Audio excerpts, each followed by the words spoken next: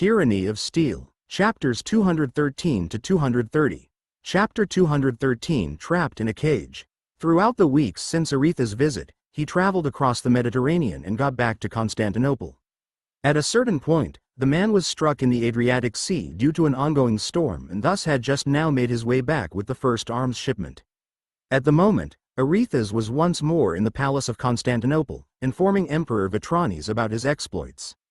The two had gathered in the courtyard outside the palace's walls, where they walked around the beautiful gardens throughout the area. Unbeknownst to the two individuals, Princess Honoria was nearby playing with her pet falcon.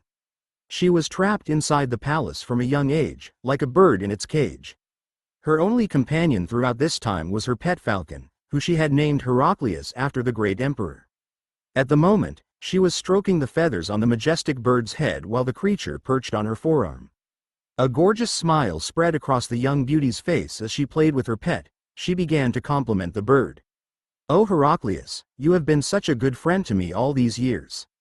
Despite this, our time together grows ever closer to an unjust end. For I fear I will not be able to bring you with me to France, where I will be sold off to the crown prince as if I were mere cattle. Only you care enough to listen to my complaints." The bird was by no means stupid. It could tell the pretty girl that was his master was deeply troubled about something important. As such, it nuzzled its head into her own in an attempt to comfort her. While Honoria was playing with her falcon, she overheard a conversation being held nearby. With nothing else going on, she decided to eavesdrop out of curiosity. After all, any topic her father and one of his greatest generals were discussing would surely stem her overwhelming boredom. The Emperor Vitranes was smiling as he asked Aretha's the question he had been longing to hear. "So tell me, good Aretha's, have you procured the weapons from the West?" With an excited smile, Aretha's nodded his head and confidently proclaimed his success. "I had managed to do so, though they are not the same weapons that Berengar's forces were equipped with when they crushed the Bavarian invaders. They are still far more advanced than anything else that exists in the known world." The emperor smiled as he nodded with approval before addressing the issue at hand. "Good, I will set some men to task with reverse engineering these mighty weapons. However, that may take some time to accomplish, so until then, I want you to procure as many of these arquebuses as you possibly can get your hands on. The war in Egypt depends on it." Aretha's quickly bowed his head in respect and responded to the emperor's request. "I will do so at the first opportunity." Honoria, who was listening nearby, began to pout. She initially thought this conversation would be interesting, but it was just a discussion about a mere arms trade. How impressive could these weapons be? As she was about to get up from her seat and walk away, she heard the topic shift to something more interesting. The emperor scratched his beard before asking the question on his mind. "Tell me the truth, Aretha's, is what they say about Count Berengar true? Is he the true power behind the Duchy of Austria?" Aretha's sighed heavily before expressing his opinion on the matter. Without a doubt, despite only being 21 this year, Berengar has risen from the position of a lowly baron's son to the power behind the ducal throne of Austria. The current duke is nothing more than a young boy whose entire existence can be described as a puppet of Berengar. From the last conversation I had with Berengar, I get the feeling he intends to usurp the position shortly and establish himself as the Duke of Austria. Honoria was instantly intrigued by this conversation. She had never heard of this Count Berengar, but if what the strategos said was true, he was an ambitious and clever man to be able to rise to such a prominent position despite his lowly birth and young age. Thus she listened in closely to the conversation, trying to hear every word. The emperor responded to Aretha's claims with a slight nod of his head before expressing his approval. "Truly a talented young man. It is a shame he has made enemies out of most of Europe. The Catholic Church has declared him a heretic for his reformist ideology. In a way it closely resembles that of Jan Hus. The situation in Bohemia has become volatile, and now Austria is following in its footsteps under Berengar's direction. I fear the Catholics will try to have him executed. Do you think Berengar has the power to resist such an attempt?" Aretha's thought about this subject for a few moments before finally giving his response. "If he continues to expand his military power like he has been doing so, yes, even if the Pope calls for a new crusade against him and his adherents, he will crush any army that enters his lands. The weapons he has sold us are terrifying, and supposedly the firearms issued to all of his infantry are even more impressive. It is no wonder he routed the Bavarian forces in a little over a month. I would not be surprised if Berengar used the papal response to his actions as an excuse to annex his neighbors and create a new kingdom located in Central Europe. Given a few years to consolidate the power that he has gained over Austria, he will soon have an army that will be entirely unmatched, and I assure you his ambitions do not end with Austria. Mark my words, one day Berengar will be a king. Hearing these words, Honoria gasped. After doing so, she quickly covered her mouth in fear of her being found out by her father. She did not expect the infamous strategos of Ionia to praise a stranger from the west so highly. Primarily since until now, she had never heard of this Count Berengar. However, Aretha's words quickly filled Honoria's young mind with images of the young Count of Tyrol as a heroic conqueror on par with the likes of Trajan or Caesar. Honoria had never met Berengar. She had no idea what he looked like, nor did she even know his surname. Yet just from this conversation, an image of Berengar formed in Honoria's head, and a lasting impression was built. Finally, she had found a powerful and ambitious man to chase after. Even if she was already engaged to the Crown Prince of France, she had no intentions of marrying such a man and would rather chase after someone like this Count Berengar she had just heard about. If only she had a way to contact him. Thus Honoria began to sulk when she realized that the thoughts she had just now about chasing after Berengar was an impossibility. As long as she was trapped in the palace, she would never be able to meet the man and see if he lived up to the hype. As such, she quickly sat down onto the bench nearby and once more began to speak to Heraclius, her pet falcon. The young beauty sighed heavily as she did so. "Oh Heraclius, what am I to do? There is no way for me to contact this Berengar, but if I don't contact him, I will be forced to marry that twink, Aubrey. Can my life get any worse?" Heraclius gazed at Honoria with a curious gaze before taking off into the air and flying away. The bird had become hungry and thus had gone out to hunt, leaving Honoria by her lonesome as she thought about the issues she faced. As such, Honoria pouted as she expressed the thoughts on her mind. Stupid bird. As for Aretha's and the Emperor, they continued to stroll throughout the garden and discuss various topics. They had long since passed from Honoria's earshot. Thus she could no longer eavesdrop on their discussion. Vetranes had no knowledge that his daughter had overheard his conversation with Aretha's and in doing so taken a fancy to this Berengar from the west. For if he did, he would most certainly try to end such a fascination before it could turn into an infatuation. The last thing he needed was a scandal about his errant daughter running away with some duke from the west. Instead, his conversation with Aretha's shifted from the topic of Berengar to the war with the Egyptians. With the new weapons acquired from Berengar, his forces would have to be trained in its use. Aretha's had informed the Emperor of the pike and shot strategy Berengar had briefly suggested. Thus, the men had to design a new set of tactics for their armies to overwhelm the Mamluk Sultanate with. With this, they hoped to reclaim the long-lost territories of North Africa and incorporate them into their mighty empire. Chapter 214 Establishing the Navy. At the moment, Berengar was sitting in his study, overseeing reports on his desk. There were several notes of importance he had to go over. Many of these were focused on the procurement of resources for his vessels. To accomplish this, Berengar had sent trade representatives to the Kalmar Union in Scandinavia in an attempt to garner an ample supply of oak timber. The reason for this was simple: Norway would be a massive stockpile of such material, and presently there was little demand for it.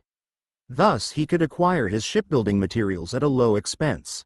As for the procurement of hemp to use for his sails and rope, Berengar had already begun growing the product alongside flax for some time. Thus he did not need to spend too much money when it came to acquiring the amount he was missing from his current stockpile. Berengar needed a powerful fleet of at least 3 ships if he would send an expedition to the New World. These ships would require thousands of sailors, and he could not purchase such a vast workforce. Instead, he was at this moment officially signing into law the establishment of the Austrian Navy and had decided to purchase a few carracks from Venice to act as training vessels. They would be docked in Trieste, where he would funnel recruits over to the region to train as sailors. He severely lacked in sailors for his territory. The Duchy of Austria, despite holding a coastline in the southern tip of Kärnten, an area that belonged to Slovenia and Croatia in his past life, had never bothered developing a navy. Instead, they merely had trading vessels and fishing boats. Thus Berengar desired to hire some professionals, and in doing so, looked towards veterans of the Venetian navy to act as instructors to his new sailors. The expenses for the construction of his navy were growing by the day, but they had to be made. Without a powerful navy, his future German empire would never be able to maintain control over its colonies that would be vital to the success of his dynasty. On top of all of this, Berengar had to design a basic training program for the navy. Luckily, he had a little bit of knowledge of the U.S. Navy's basic training program from his previous life. After all, he had an acquaintance who was an officer in the Navy, and they would commonly chat about the differences between Army and Navy life.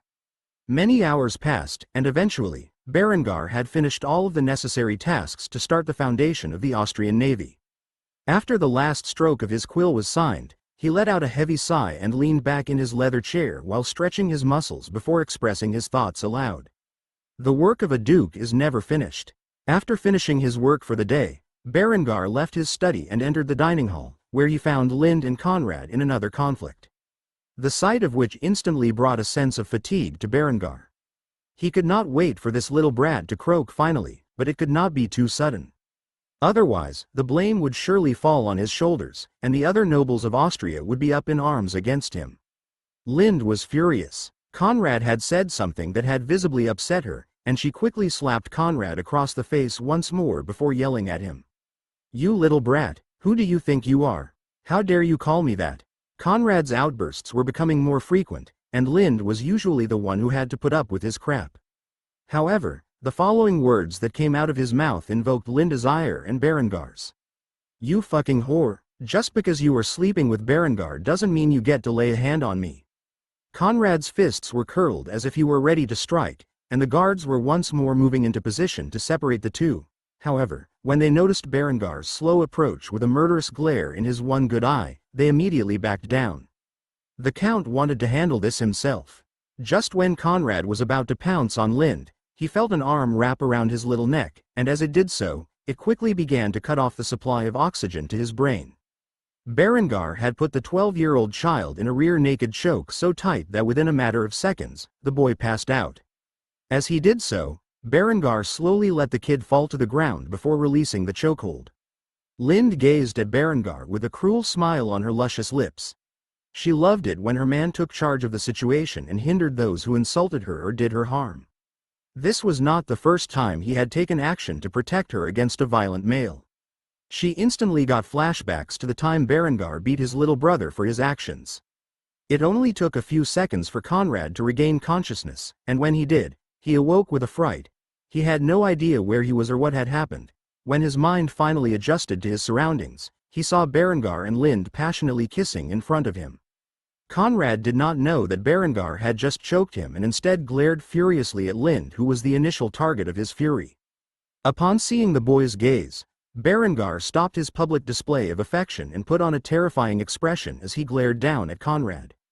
Berengar slowly kneeled in front of the kid and grabbed him by the throat with his hand, squeezing it tightly, but not tight enough to suffocate the lad. Afterward, he coldly stated a bold threat. "If I hear you insulting my woman or see you getting violent with her again, I will end you." Conrad put on a tough facade, despite the intense fear he felt in his heart before scoffing at Berengar's words.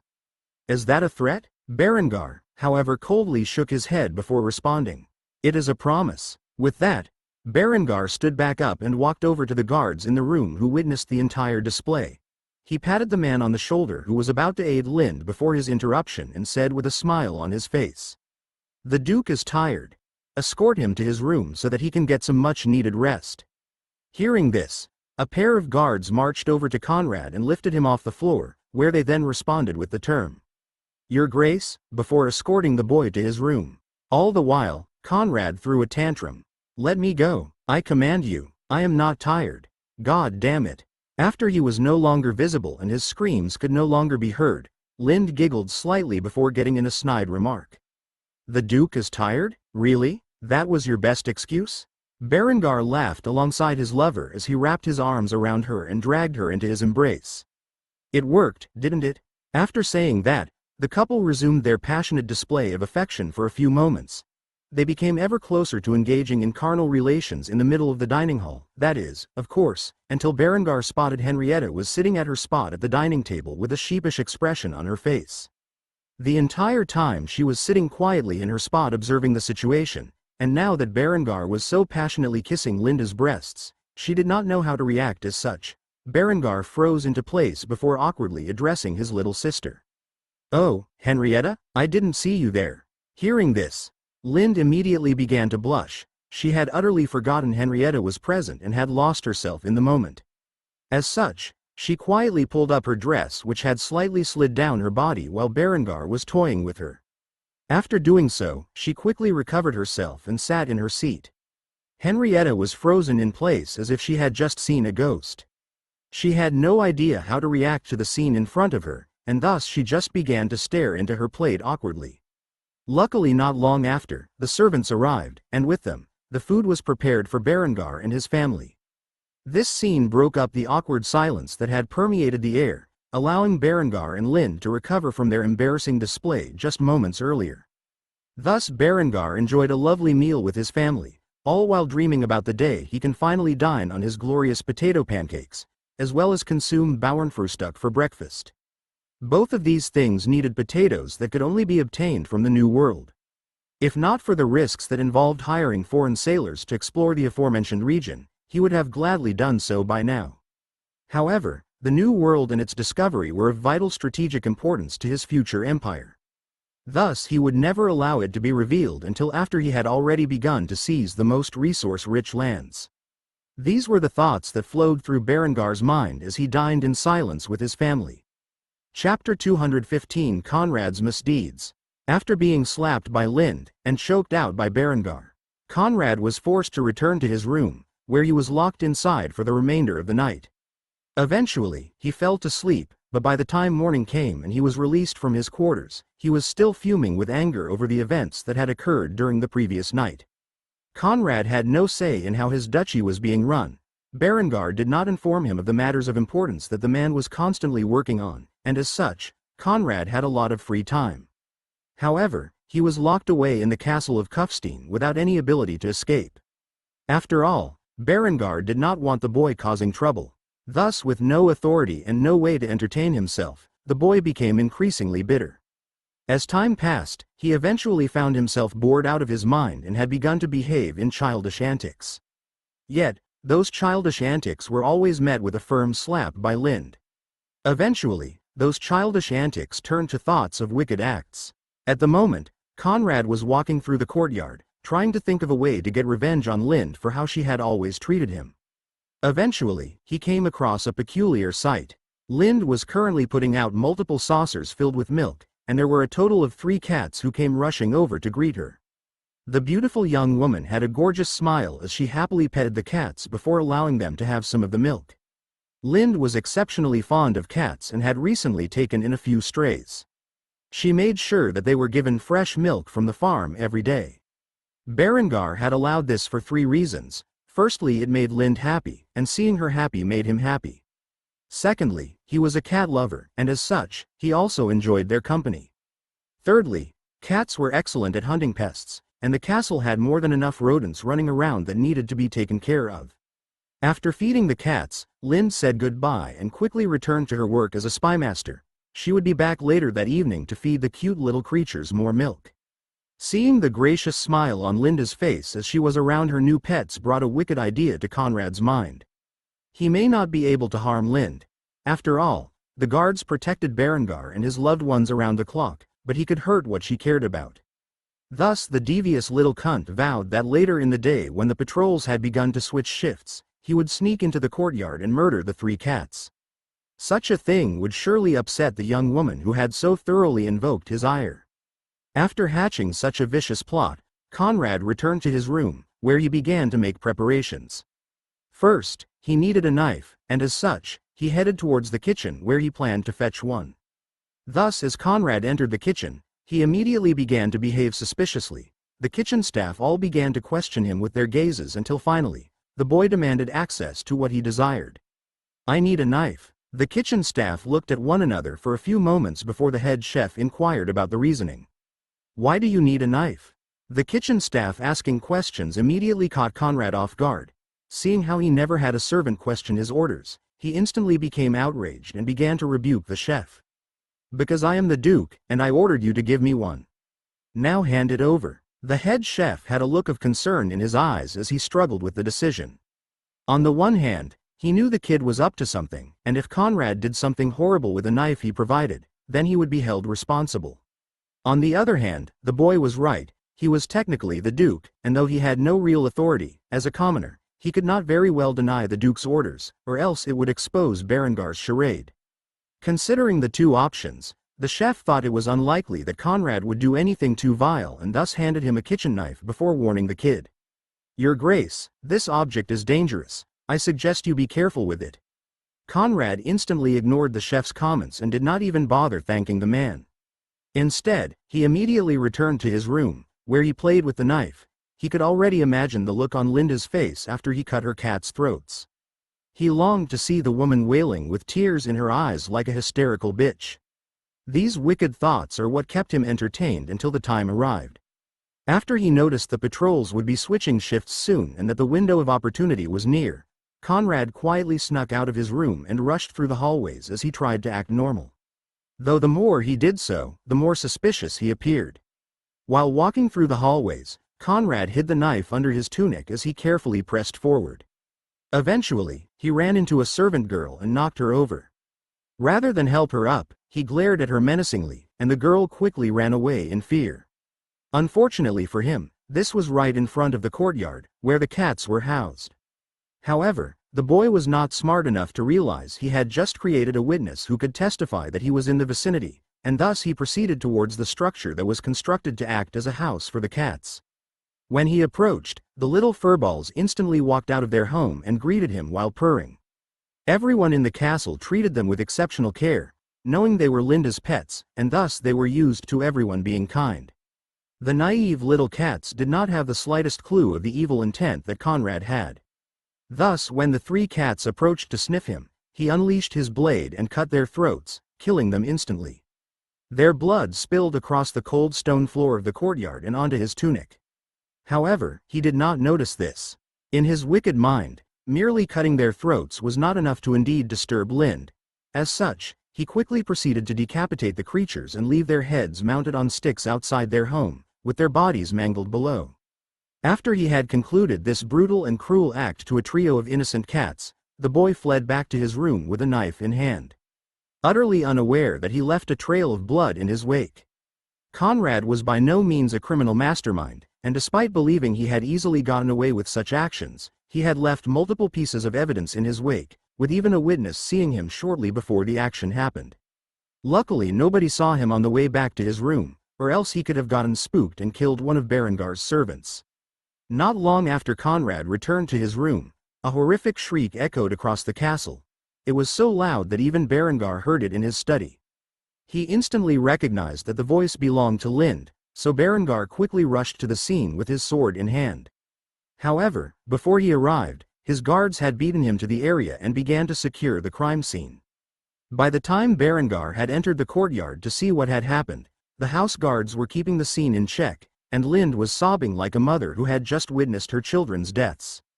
Nobody dared to approach her when she was in such an unstable condition. Well, nobody other than Berengar. The moment he saw his lover sobbing in such a manner, he dropped a hold of his sword and rushed over to her, holding the weeping beauty in his arms in an attempt to comfort her. Gazing at the brutal scene before him, Berengar did not believe this to be an attack on Lind but one on himself. To him, it was clear that this was a veiled threat from one of his political opponents, stating, "If I can get to your pets, then I can get to your loved ones." Thus, as Berengar tried to comfort Lind, he began shouting orders to the nearby guards. "Lock down the castle, nobody gets in or out until we find out who is responsible for this. As for the rest of you, begin an investigation into this immediately. I want to know who would dare to engage in such a barbaric display within my territory." The guards immediately responded to Berengar's orders by pounding their chests in salute and screaming at the top of their lungs, "Yes, Your Excellency." With that said, the men quickly got to task and began to lock down the castle, quarantine the area, and search for any potential clues. All while Berengar held onto his weeping lover, comforting her to the best of his ability. In doing so, he made a solemn vow.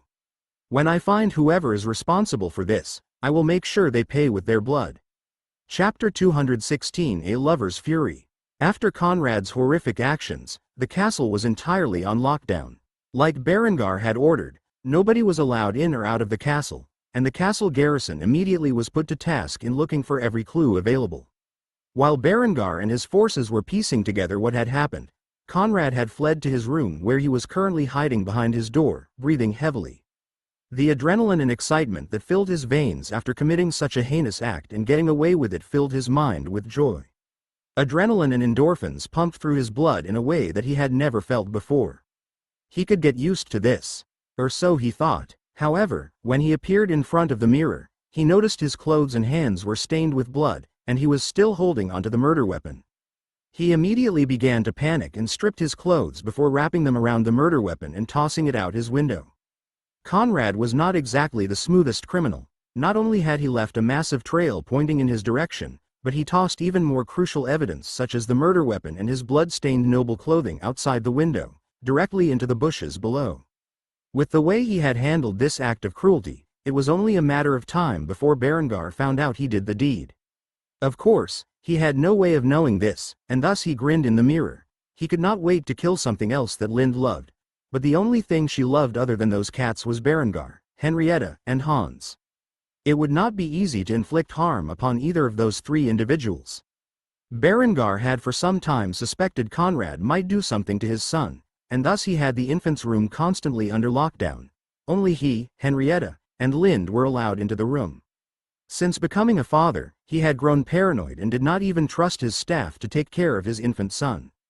As for Henrietta, there was no way Conrad could harm her. The little girl was incredibly skittish and would never get near enough to Conrad for him to hurt her. Even then, guards followed her around the clock to ensure her safety. If Conrad even attempted to harm the girl, a bayonet wall would be placed in front of him, and he would be killed on the spot. Thus, for now, he had to wait until Lind found something else she loved, then Conrad would make sure to torment her by taking it away. He could already feel the excitement of doing such a thing.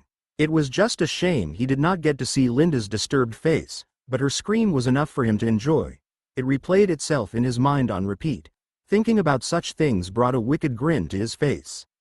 As for Berengar, while his forces led an investigation, he had personally buried the three cats that were Linda's dear pets and brought his lover into the bath, where he scrubbed her clean. She was incredibly distraught by the barbaric display that somebody had made out of her pets, and she could not stop sobbing. Berengar was in the middle of comforting her in this crisis as she held him close and stroked her silky strawberry blonde hair. "I swear I will find whoever did this and end their miserable existence." Berengar was not exactly the best at comforting others. The best he could do was be there for Lind and promise to avenge the cats. Though Lind was sobbing, she managed to make out a phrase. Why would someone do this? What did I do to deserve this?" Berengar instantly grabbed a hold of the girl and wrapped her into his embrace as he tried to comfort her once more. "This is not your fault. If anything, it is mine. I have made too many enemies. Somehow they must have gotten to someone in the castle, and this is their way of warning me. When I find out who plotted this, I will raze their castle to the ground and butcher their family in front of their eyes." Berengar was thoroughly outraged. This act had pressed on three of his reverse scales. First off, it challenged his authority and control over his own home. He would not sleep easily at night knowing that his enemies could so easily accomplish something like this. Secondly, this was a threat to him, and his loved ones and Berengar did not tolerate threats. To do something like this meant someone was confident enough in their ability that they believed Berengar could not harm them even if he found out their identity, and for that degree of arrogance, he could not abide by it. Thirdly, and most importantly, the son of a bitch responsible for this savage act had crossed the line in the worst way possible. He had made one of his women cry, and for that, the penalty was death. Berengar did not care who was responsible for making Lind scream. They would face the full might of his wrath. After a while, the couple finally got out of the bath, where Berengar sent Lind to their room. He also got Henrietta to sleep alongside her. The room was under constant guard by his most elite and loyal units. Men who had served beside him in many battles, and would risk their lives to protect him and his family, men who would never betray him.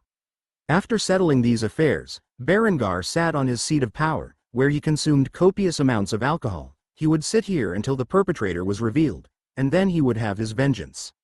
An entire night passed before all the evidence was gathered, the head chef, the maid in the hallway, as well as the blood trail, and the blood-stained clothing wrapped around the murder weapon. All of these things had been gathered before Berengar while he drank from his skull chalice with an ice-cold expression on his face. The captain of his guard approached Berengar after bringing the evidence before him and began to make his accusation. "Your Excellency, all signs point to Conrad being the perpetrator. There is a blood trail leading to his room. We found his tunic stained in blood and wrapped around the weapon that was used in the killing in a bush below his window. We even have an eyewitness reporting that they saw him enter the courtyard shortly before the crime.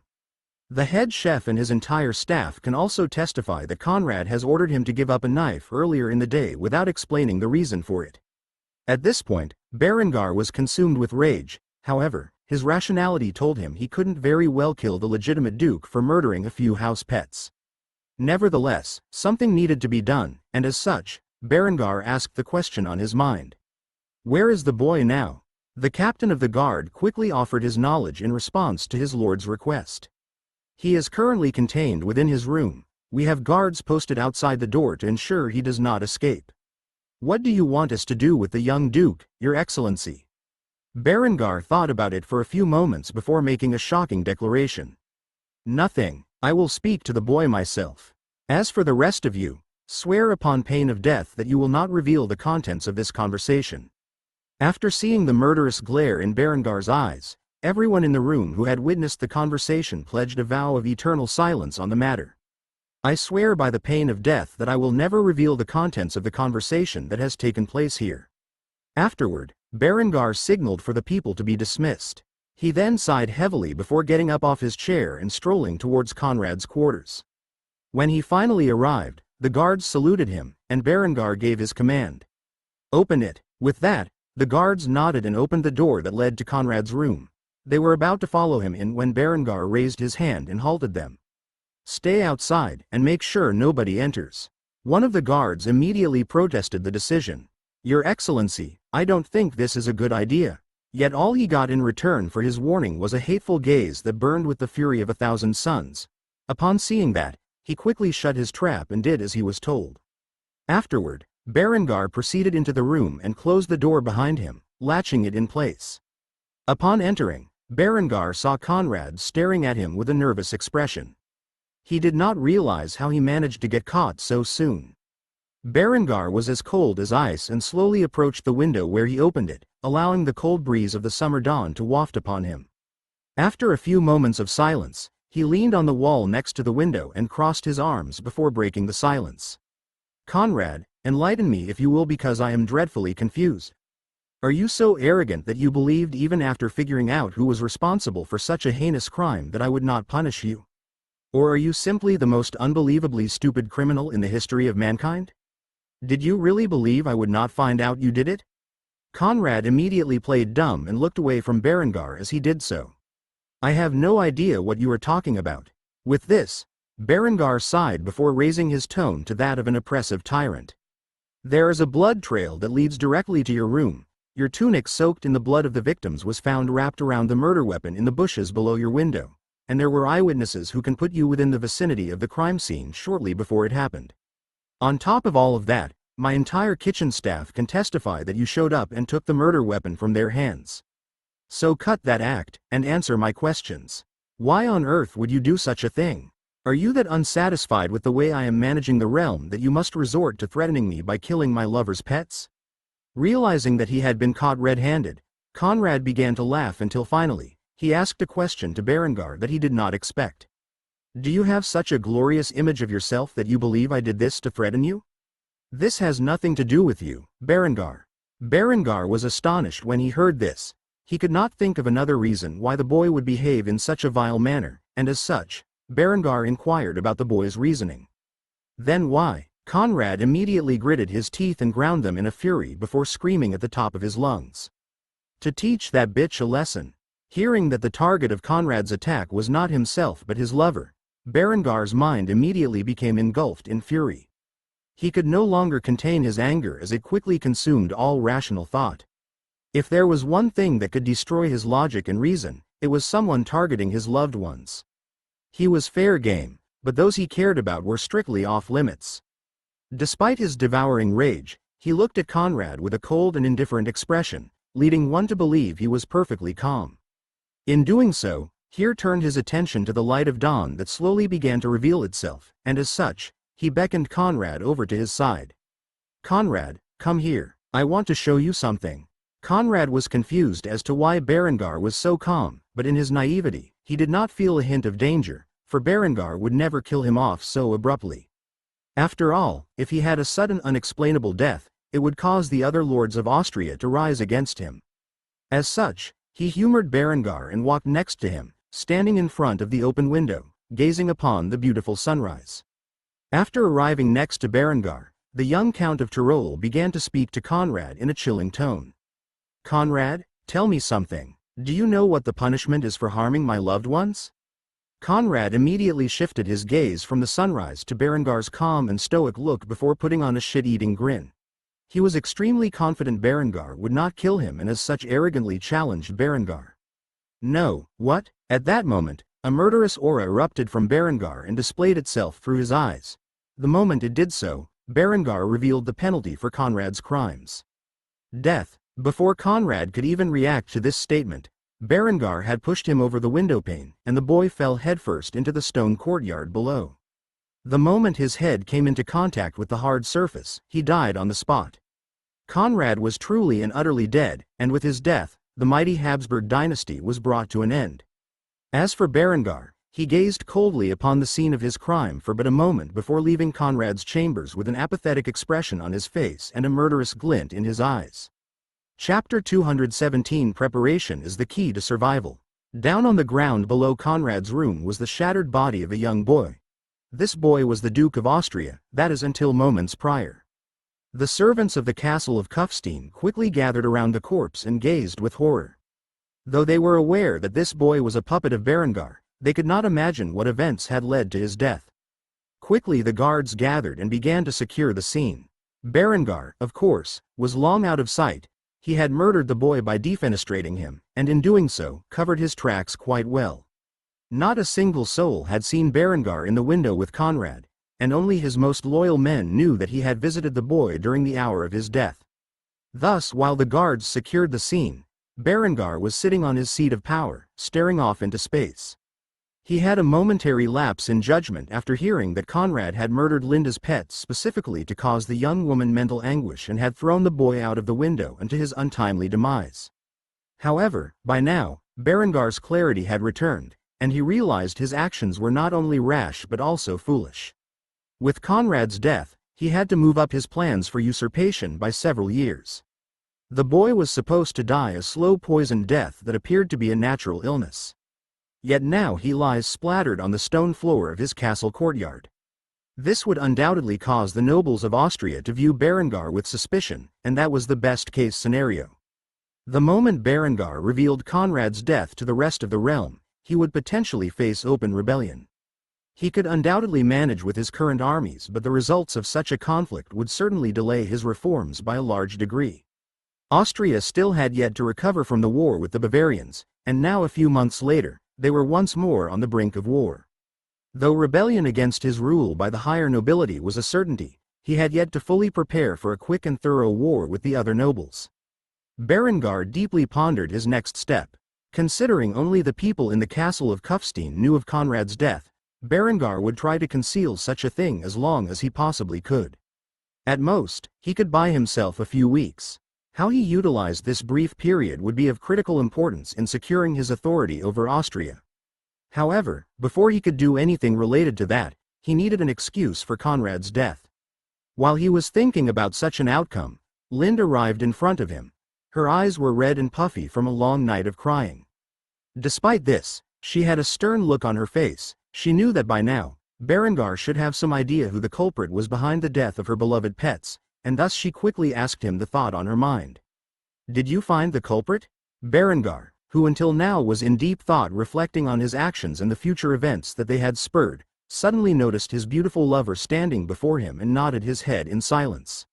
Lind bit her lips as she was afraid to ask the perpetrator's identity, but ultimately she felt she needed to know who was responsible for such a heinous act if she were to gain closure. Thus, she steeled her resolve and asked the question. Who was it? Berengar sighed heavily before revealing the identity of the criminal. Conrad? Hearing this news, a look of disgust and hatred combined itself upon Linda's immaculate heart-shaped face before she finally snapped. That bastard. Where is he now? I want to punish him severely. However, Berengar's following words shocked her completely. Dead? A series of complex emotions overwhelmed the heavenly beauty at this moment. She had no idea how to react to this news. On the one hand, she was glad that justice had been dealt to the sadistic brat for his vile actions. However, she knew the consequences such a thing could have. As such, she never actually planned to kill him when she heard that the young duke was responsible for the deaths of her pets. Without realizing it, Lind became increasingly concerned and spat out the question on her mind. What did you do? Berengar looked around his great hall for a few moments, inspecting to see if anyone was listening in before he finally revealed what had transpired moments ago. I don't know, it is all a blur. Initially, I intended to scold him, maybe even beat him severely for his actions. However, when he told me that the reason for his wicked deeds was for the sole purpose of causing you anguish, something just snapped in my mind. The next thing I knew, Conrad was falling out the window headfirst into the courtyard below. Seeing the complicated expression on Berengar's face, Lind quickly approached him and kneeled before him, grabbing a hold of his hand and bringing it to her heart. She understood that his love for her and overwhelming desire to protect her had caused him to lose control of his actions and murder the boy. She, too, would likely do such a thing if their roles were reversed. Rather than allow Berengar to reflect on his actions and further stress about them, Lind shifted the topic to something more productive. What now? With this said, Berengar looked into his lover's sky-blue eyes with a solemn expression before revealing the intentions that he had come up with in his mind. We conceal his death for as long as possible. During this time, we prepare for war and have our troops armed and ready to march on the other counties. I need you to gather intelligence, on the other counts, from Vorarlberg to the Kustenland. I need to know who will challenge my usurpation and who will bend the knee. As for his cause of death, we will say it was a suicide. Without a proper investigation, nobody will know what has happened here on this day. Lind quickly nodded. She still had a gloomy expression as she was still troubled by the deaths of her furry little pets, but she knew now was not the time to grieve. Work needed to be done. They were in a period of critical importance. One mistake and all of their ambitions would come crashing down around them. Thus she did not have time to mourn her precious pets. After thinking about it for a few moments, the woman spoke her mind. I will get it done as quickly as possible. By the time the news is leaked, we will know who are our enemies and who are our allies. Seeing the woman he so dearly loved put aside her emotions for the greater good put a bitter smile on Berengar's face as he caressed his lover's glossy strawberry blonde hair before hugging her tightly. I promise when this is all over, I will give you a period of reprieve where you can properly deal with your loss. I know how much you cared for those cats. I swear I will never allow something like this to happen again. Though Berengar could not see her face, he could tell that the tears Lind had worked so hard to choke back had begun to flood down her exquisite face. She quickly latched onto Berengar and cried to her heart's content for the next few minutes. Afterward, she wiped them from her eyes before thanking Berengar. Thank you, and I promise I will have a comprehensive report on your desk by the end of the week. Berengar did not keep Lind any longer. He, too, had many matters to attend to in the upcoming days. For starters, he needed to write a series of official declarations of Conrad's demise and his usurpation of the boy's title. Of course, he would only release it after everything was in place for the transition of power in Austria. Thus Berengar and Lind quickly got to work on preparing for the unknown future. Though it was entirely possible that the other counts would respect his rise to power and bend the knee peacefully, Berengar was not a man who believed such a thing was likely. To him, it was better to be prepared for the outcome of the war, even if it didn't happen, than it was to hope for the best and leave himself vulnerable. Berengar had an idea in his head of how this war would play out, but he needed to know for sure. Thus he had set Lind to task to find out who his enemies were. However, Berengar was pretty confident that Count Otto, who ruled over Steiermark, Count Odeger, who ruled over Vorarlberg, and Count Adelbrand, who under Berengar's direction, had replaced his brother Wolfgang as the Count of Salzburg would be aligned with him. As for the counties of Upper Austria, Lower Austria, Kärnten, Krain, and the Kustenland, Berengar did not know how they would react to Conrad's death or who they would side with. Thus he needed to prepare himself for the possibility of a civil war. Chapter 218 Surprise Visit. While Berengar and Lind were preparing for the possibility of another war, the Byzantine princess had an important guest visit her. Though at the moment, Honoria was entertaining herself in the courtyard with her pet eagle Heraclius, utterly unaware that her fiancé was about to see her. Since Honoria was 5, she raised the Eastern Imperial Eagle as her pet, and it was quite honestly her only friend. She was the only daughter of the current Byzantine emperor, and to say her relationship with her brothers was strained could be considered an understatement. Since a young age, she had been heavily sheltered by her parents, to the point where she had never even left the palace or its grounds. The only men she had met outside of her family were either her father's subordinates or the various suitors that had heard of her legendary beauty and traveled a long way to meet her. Despite this, she found every man who attempted to gain her hand in marriage to be genuinely insufferable. Thus she had rejected them all ruthlessly, to the point where she was now 15 and close to the age of marriage without a fiancé. That is until relatively recently, where her father had, against her wishes, engaged her to the Crown Prince of France. Honoria wore a pretty smile and giggled as she played with her pet eagle. Its majestic wingspan revealed itself as it took off into the sky and hovered in the air, like a watchful guardian of its friend and master. However, seeing an unknown man approach Honoria's vicinity, the eagle instantly dived down and got in the man's path. This man was Aubry de Valois, the Crown Prince of France and Honoria's fiancé. He had traveled a great distance to meet the gorgeous young princess whom he was engaged to. However, the moment Honoria saw the man in front of her, a frown instantly spread across her exquisite face, and she merely snubbed the man. Aubry was by no means a masculine man, even though he was said to be a talented warrior. The young man was overtly feminine not just in his facial features but also in the shape of his body. He was petite, slender, lean, and had the skin of a woman. He had long center-parted dirty blonde hair that went down to his waist and emerald green eyes. If one did not know his identity, they might mistake him for a woman upon first glance. This was one of the reasons Honoria was not fond of the man. Another was that he was a well-known pillow biter. Despite the Catholic churches and society as a whole's intolerance for homosexuality, it still existed. Sometimes, there were instances of men like Aubry who, despite being infamous for such proclivities, held high positions and were not subjected to the harassment of the church. Seeing his fiancée in front of him and an eagle blocking his path, Aubry put on a pretty smile as he maintained his distance, the sight of which instantly disgusted Honoria to the core of her being. Afterward, Aubry spoke in a voice so feminine it was virtually indistinguishable from a woman's. "Honoria, I am so happy to meet you finally. I am Prince Aubry de Valois of the Kingdom of France. Daddy said you were beautiful. It appears he was not lying. How do you make your skin so pale?" "It is gorgeous. I wish I had skin as fair as yours." The man did not even try to hide the fact that he was not the slightest bit interested in Honoria as a woman. The way he complimented her was as if he was another girl seeking beauty tips. Honoria was convinced that if cross-dressing were not a severe offense in Europe, this man would undoubtedly walk around in women's clothes, and nobody would be any the wiser about his actual gender.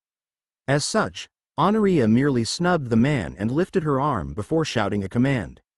"Heraclius, come." With that, the Eastern Imperial Eagle flew down onto her forearm and perched upon it, where the young princess proceeded to walk away from her fiancé without paying him the slightest bit of attention. Seeing his fiancé flee in the opposite direction, the young man attempted to approach Honoria. However, the moment he got close to her, the eagle known as Heraclius quickly splayed its wings and cawed at the French prince. Though Aubry was a battle-hardened knight, the overprotective nature of the eagle sent a shiver down his spine as he could very clearly feel its killing intent. He immediately became aware that with the eagle protecting Honoria, he would have no way to approach her and accomplish the goal his father had set for him, which was to gain her favor. After all, the Kingdom of France needed a powerful ally. It was currently engaged in a war with England. Their neighbor to the east was presently embroiled in a civil war, with a notably problematic individual rising to power amid the chaos. If France wanted to maintain its dominance over European affairs, they would need to cultivate an alliance with the major power of the Mediterranean, and that was the Byzantine Empire. However, before he could even begin to accomplish such a task, The princess had snubbed him as if he were nothing more than ordinary refuse.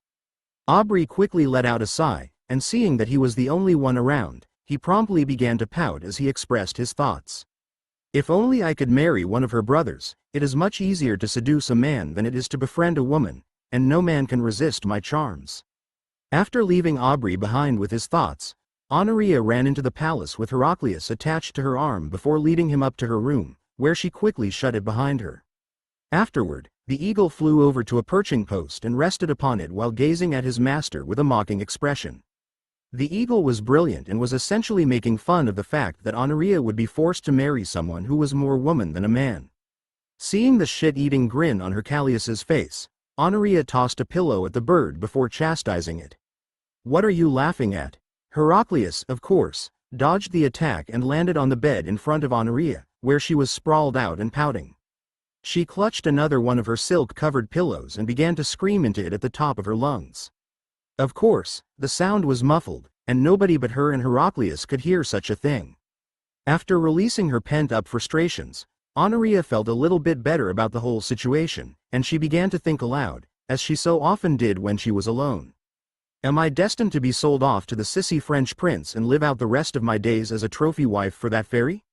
Honoria instantly began to bite her luscious pink lips as she continued to pout over the situation she was in. Won't somebody save me from this marriage? At that moment, she heard a knock on the door and the worried tone of a familiar voice came from the outside. "Princess, are you in here? I heard that you ran off from the meeting with your fiancé. Are you all right?" Honoria instantly began to pout once more before yelling at the door. "Go away." She knew exactly who was behind the door, and she did not feel like talking to him at the moment. The man standing behind the door was Aretha's, and he heavily sighed when he heard these words before acquiescing to the princess's demands. "As you wish, your highness." Shortly after saying these words, Honoria realized something. She was curious about the conversation that Aretha's had with her father not long ago in the royal gardens and thus quickly ran to the door and opened its latch. The act of which surprised Aretha's and her subsequent actions further confused him. Honoria blushed lightly and looked away from Aretha's before muttering in a low tone. "Come in, I have some questions to ask you." Hearing that he was welcome, he took the princess up on his offer and entered her room, where he quickly sat down on one of her chairs. The princess herself sat down on the bed and stared awkwardly at the man who had acted as an uncle to her growing up. Aretha's was one of the emperor's best generals and was a close personal friend of the family. Though he had been away on campaigns for the last few years, he commonly acted as a confidant for the princess during her childhood since she did not have any friends other than her pet eagle.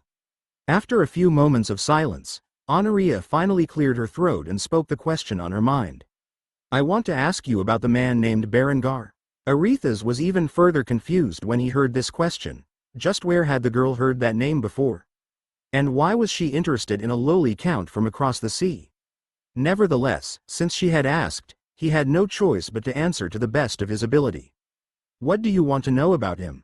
Hearing that Aretha's was willing to answer her questions, Honoria became quite flustered. She had not thought through the questions she wanted to ask, and so she took a few moments to consider before the first question came to her mind. "What is he like?" Aretha's thought about this question for a few minutes before giving an honest evaluation of the man. Berengar is a ruthless and ambitious man who will do whatever it takes and offend whoever he desires so long as he is capable of achieving his goals. Hearing this, Honoria was about to lose interest. Though she wanted to be the wife of an ambitious and capable man, she did not care for cruelty. However, before she could entirely give up on the subject, Aretha's continued his evaluation. Despite this, he is exceptionally benevolent to his friends, family, and the people under his protection. Every time I return to the city he has built, the people seem happier and wealthier than they were prior. He has spent a significant expense on building walls that rival our Theodosian walls around his city to protect his people and has even developed an enhanced system of plumbing and waste disposal to ensure the health of his citizens. From the interactions I have seen with his family, he seems to care deeply about their safety, health, and happiness. If I had to evaluate the man, I would say he is kind-hearted and charitable to his allies but ruthless and tyrannical to his enemies. He will stop at no lengths to protect his loved ones, no matter how vile the actions may be or how powerful the enemies he may make. Berengar von Kufstein is undoubtedly a formidable man, one who is destined for greatness. Assuming he lives long enough to achieve it. Hearing Arethusa, the mighty general of the Byzantine Empire, so thoroughly compliment the man further fueled Honoria's sense of wonder in Berengar. A large twinkle appeared in her mint-green eyes as she blurted out the next question on her mind. Is he handsome? Arethusa was taken aback by the statement, though he never wanted to admit it. Berengar was exceptionally handsome and charming. Those two aspects added to his natural charisma. Something that Arethusa greatly envied about the man. However, when the princess was the one to ask him the question, he had no choice but to answer honestly. He nodded his head in agreement rather than waste words describing Berengar's appearance. Hearing that Berengar was handsome on top of his exceptional character made Honoria even more interested in the man.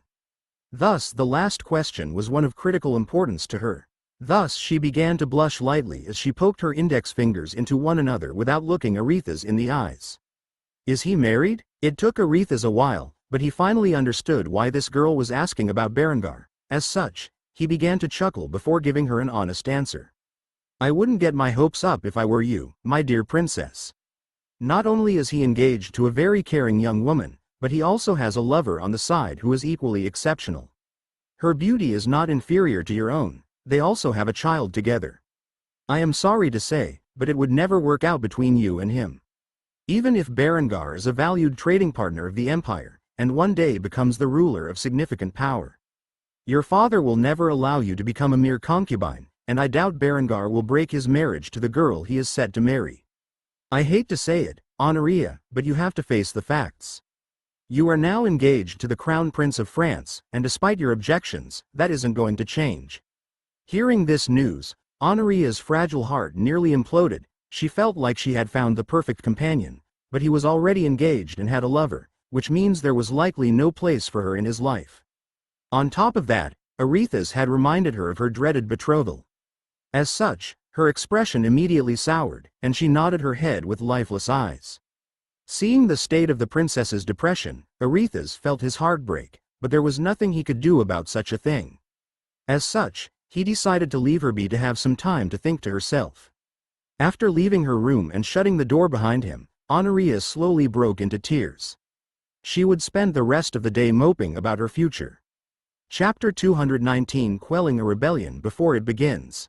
The illumination of high noon gleamed through the windows of Berengar's study, and with it, landed upon his handsome figure. The young count had a calm expression as he sipped from his tea. In front of him were two people reporting the news he had been waiting for. One of these individuals was his lover Lind, and the other was his close friend and Field Marshal Eckhard. As Berengar enjoyed the flavor of the chamomile tea, Lind spread a report across his desk. Its contents revealed the general attitudes of the noblemen of Austria and how they would react to the news of Conrad's demise and Berengar's declaration of usurpation. As Berengar read through its contents, Lind announced the general summary of what the report contained. As you have expected, Count Odager, Count Otto, and Count Adelbrand will support you. Their views are simple: to struggle against you is an act of suicide. Besides that, there is a consensus by these counts and their vassals that despite losing power in the forms of feudal armies, the economic benefits of tying their dynasties to positions of control over your businesses far outweigh the losses they will suffer because of your reforms. Berengar nodded in approval when he heard this and continued to read the report. While he did so, Lind further commented on it. Upper and Lower Austria will stay out of the conflict entirely. Our spies have reported that while the Count of those Upper Austria is not favorable towards you or your rise to power, his vassals support your reforms, and without their aid, the Count will not have the armies to rebel against you. As for Lower Austria, as you know, it is the Crownland ruled by Conrad. With his death it has fallen directly into your hands. As such, you will see no resistance in the northern portion of Austria. Berengar flipped through the pages while drinking from his tea, nodding in silence. The report was thorough and included far more details than Lind was summarizing. As such, he took the time to read through it while his lover continued to report her findings. The regions that are sure to rebel against you when you proclaim yourself Duke are the counties of Kärnten, Crane, and Kustenland. In other words, the southern regions of Austria. The counts of those regions are greatly repulsed by your rapid ascension to power and consider you nothing more than a jumped-up baron. Aside from Kärnten, the other two counties did not personally witness the might of your forces in battle, and as such genuinely believe they might have a chance to stand against you. While he heard this, Berengar smiled wickedly as he broached the subject with Eckhard, who was standing nearby silently listening to the report. "Tell me, Field Marshal, how would you handle the situation?" Eckhard scratched his beard for a few moments while he pondered about the information he had received before coming up with a solution. "If I were you, I would deploy a few thousand troops to the southern counties under the guise of internal security. After all, since the Bavarian withdrawal, there has been a severe problem with brigands and highwaymen throughout South Austria. The local lords may be unhappy about it, but you are the Regent of Austria, and as far as they know, Conrad is still alive. By showing overwhelming force and occupying the regions in the name of internal security, you can squash any form of rebellion before it even begins. The advantage we have is that nobody outside of Kufstein Castle is aware of Conrad's death, and before you reveal this card, they cannot do anything to rebel. When you finally announce Conrad's death and that you will be usurping the position of Duke, they will not have the means to fight you, as you will already have occupied their cities and ports, ensuring your rule over the regions. They might try to foster an insurgency among the local population, but this can be counteracted by introducing your agricultural and industrial reforms. In doing so, the common population will see their daily lives improve and will be less likely to rebel in favor of the local nobility who treat them as slaves. There will be some bloodshed, but it will be minimal, and your reign as Duke over all of Austria will be secured." Hearing this, Berengar began to tap his fingers on his desk repeatedly for a few moments. This was plausible and was a great way to prevent unnecessary bloodshed in his ascension to the status of a duke. However, this action plan failed to remove the counts in power, who would surely continue to scheme against him. Thus Berengar asked the question on his mind. "If we do this, we will not be able to eliminate the disgruntled noblemen who will do their best to resist my reforms for years to come. How do you suggest we deal with them?" Before Eckhard could speak up, Lind immediately voiced her opinion on the matter.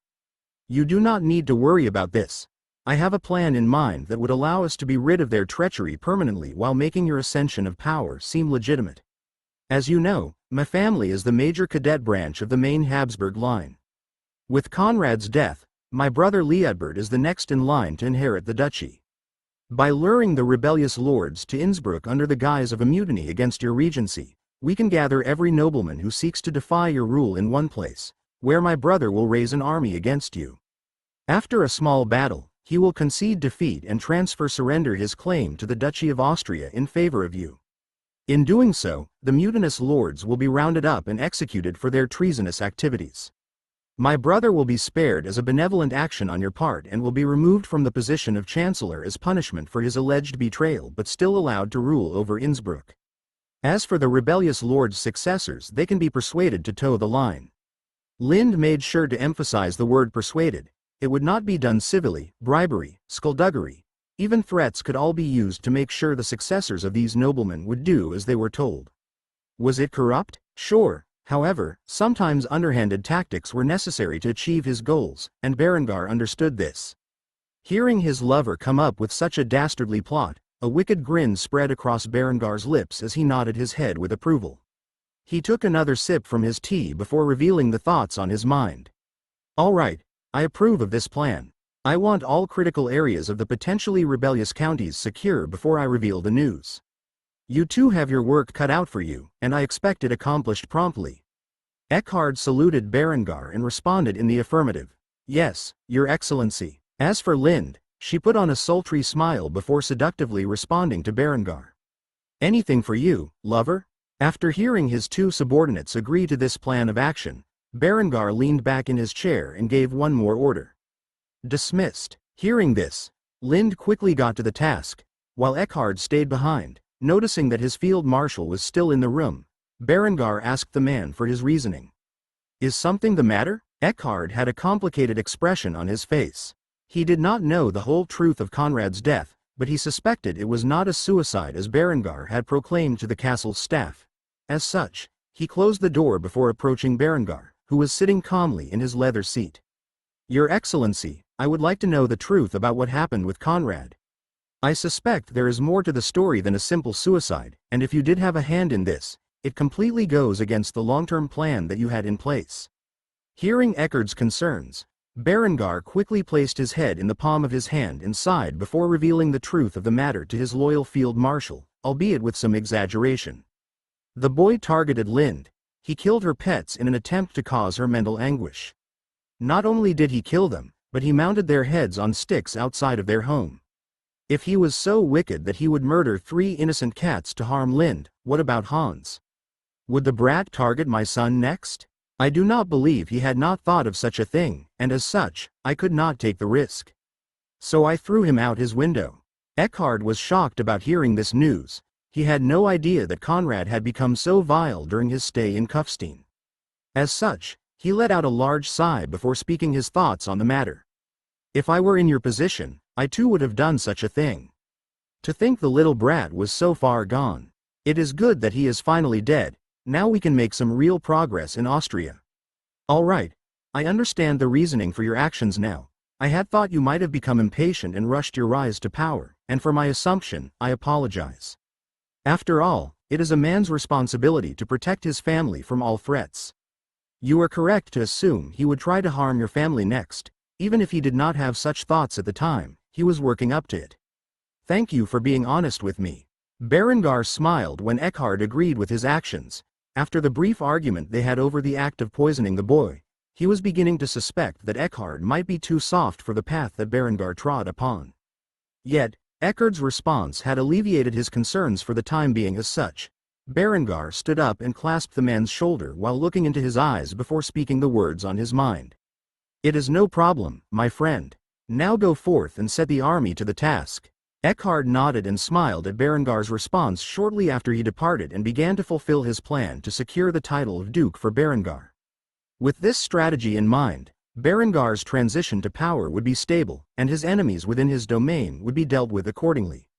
Chapter 220 The Brigand Act. The following day Berengar proclaimed the realm of Austria as he passed a controversial law into effect within the entirety of the domain.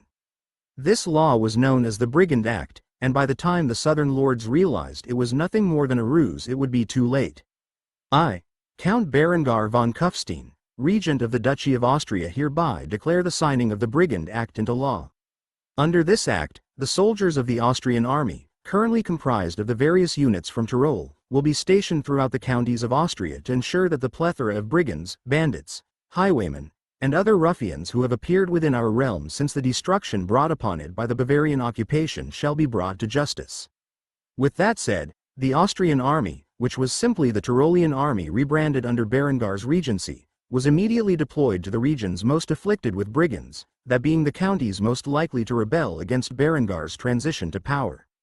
Wilhelm Krieger stared at the notice in his hands as he rode on horseback towards the region known as Kustenland. This region, which was also known as the Austrian Littoral, was critical to Berengar's plans to develop a grand navy. Wilhelm was a young man of common descent. His father was a man-at-arms like his father before him. He was one of the first men to join Berengar's army, back during the days when it was considered a militia. He was one of the few members of the officer class to come from common birth. Through his actions in Berniger's various campaigns, he had risen to the rank of captain and was currently leading an effort to eliminate out a group of brigands who had been occupying a village. The unit he was in command of was mounted infantry, and they had become at the forefront of the fight against the brigands in southern Austria. Due to their rapid mobility and exceptional firepower, mounted infantry was one of the most deployed units to combat the ruffians who had been causing trouble for the south. As for the rest of the infantry, cavalry, and artillery units, they occupied the cities, towns, and ports of southern Austria. Their total numbers were within the thousands. Wilhelm and his company of soldiers approached the village and noticed that a crude barrier had been set up around it. The brigands who had taken over the town had been using it as their hideout. Seeing that they were still a safe distance away, the troops dismounted before proceeding on foot. At the moment, an extensive fog filled the air, making it very difficult to see a few yards in front of one's location. Thus they went unnoticed by the brigands who were currently enjoying the dawn by drinking, feasting, and abusing the women and girls of the village that they had occupied. The few men stationed in the poorly constructed watchtowers had no idea that a company of soldiers was advancing onto their position. The mounted infantry got on top of a hill overlooking the settlement, where a soldier took out his spyglass and surveyed the area. He quickly noticed that there were only half a dozen men on guard. As for the others, it was impossible to know their numbers. However, these ruffians were poorly equipped and could easily be handled. Thus the soldiers began to load their rifled muskets before approaching the palisade on the north side.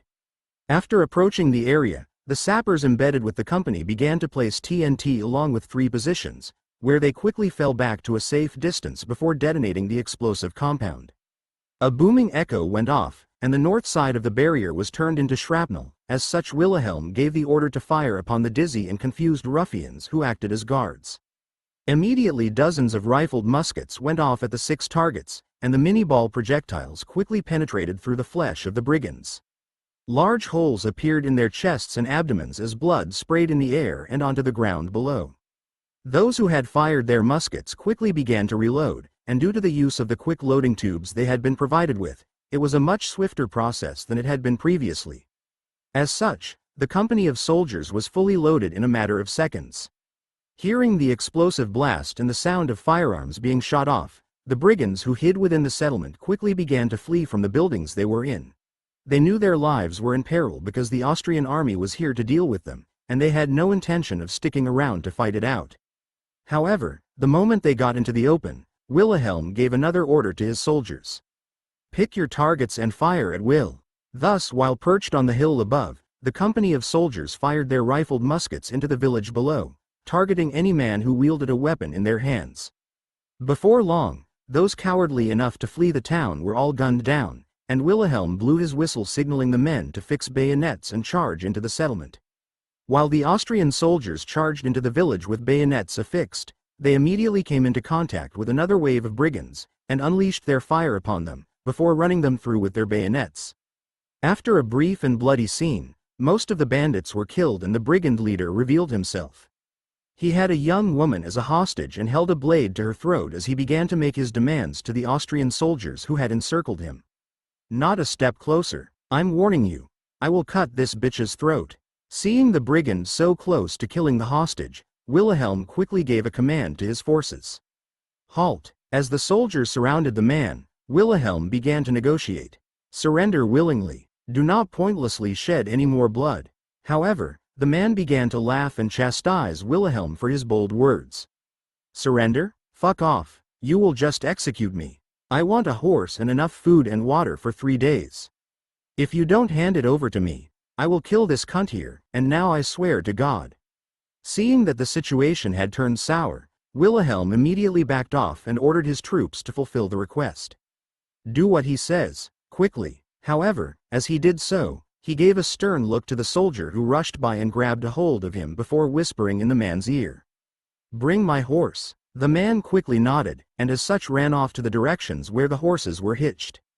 Moments later the soldier returned with Wilhelm's horse and handed it off to the captain. Captain Wilhelm immediately took control of the reins, and behind the cover of the horse, reached into the holster that lay on the horse's saddle and grabbed a hold of his flintlock pistol, where he quietly cocked the lever. After doing so, he brought the horse over to the brigand leader and handed the man the reins. Where the man began to laugh and mock Wilhelm for his submissive attitude. Good, good, be a good little soldier. As the man hopped onto the horse, he quickly dragged the woman up into his lap, despite her kicking and screaming, and grinned at Captain Wilhelm while doing so. You have helped me a lot. I'll make sure to free the lass after I have had fun with her. Right before the man could snap the reins and ride off into the dawn. The sound of gunfire echoed, and a musket ball pierced through the back of the brigand leader's skull and out the other side.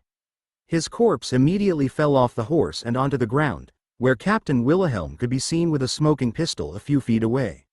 Luckily for him, his gun was rifled, and such a shot was easy enough to make without harming the women. Afterward, he gave another command. Clean up the village, and make sure any other brigands who are hiding in the area are killed on the spot. There is no mercy for such villains. With that said, the company of soldiers got to task and investigated the village, where they found a few more brigands hiding among the peasants.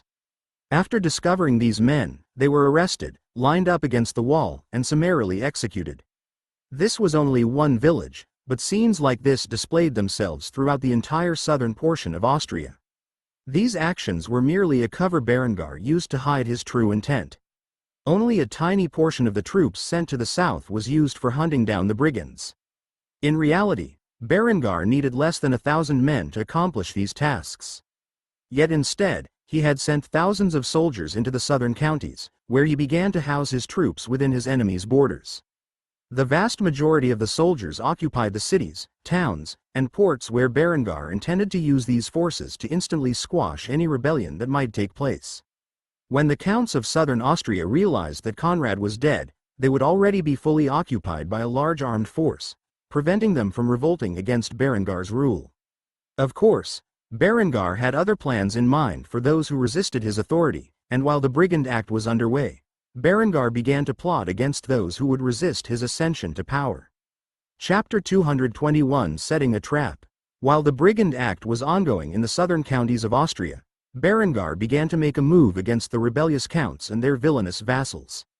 At the moment, Liutbert was sitting on the seat of his power in Innsbruck, reading a letter.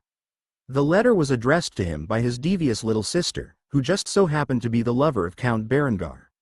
The contents of the letters were a villainous plot devised to eliminate the potential enemies of Berengar while securing the legitimacy needed to ascend to the position of Duke. Liutbert held a unique position in the feudal hierarchy of Austria. With the main Habsburg line destroyed, he was the closest living male heir to the title of Duke. As such, he presented a unique obstacle in Berengar's rise to power. Liutbert was deathly afraid of Berengar. After all, he had witnessed the impeccable might of the man's army and knew he had no chance contending for the ducal throne. On top of that, he was pretty confident his sister would poison him if he dared to act rebelliously against the upstart from Kufstein. Thus he had taken a largely obedient position in regards to Berengar and his rule over Tyrol. The hope was that the man could gain some benefits for himself and his family by being loyal. So far, it had proven to be a lucrative course of action, with Innsbruck becoming the second industrial city of Tyrol. The wealth generated from such a massive business essentially went into his pocket. In contrast, the remainder was paid in tax to Berengar.